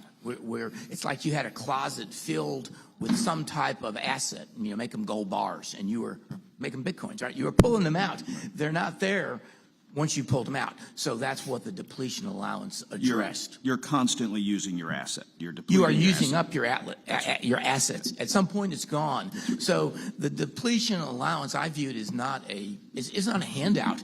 It's saying, hey, wait a minute, what you had to start with, you don't have anymore. So we're going to let you take the deduction for that. You know, you're selling off an asset. Thank you, Mr. Chairman. I yield back. Thank you, Representative. I want to thank the witnesses again for your testimony and for being here. I want to thank Express Ranches, Express Clydesdales for hosting the event. I want to thank you, Ranking Member, for your attendance, and I want to thank every member for your attendance. These field hearings, I believe, are a great way for us to get closer to different areas of the country that we typically wouldn't see when we're in Washington. And so I appreciate the time commitment that each and every one of these 24 members took to be here. Please be advised that members have 2 weeks to submit written questions to be answered later in writing. Those questions and your answers will be made part of the formal hearing record. With that, the committee stands adjourned.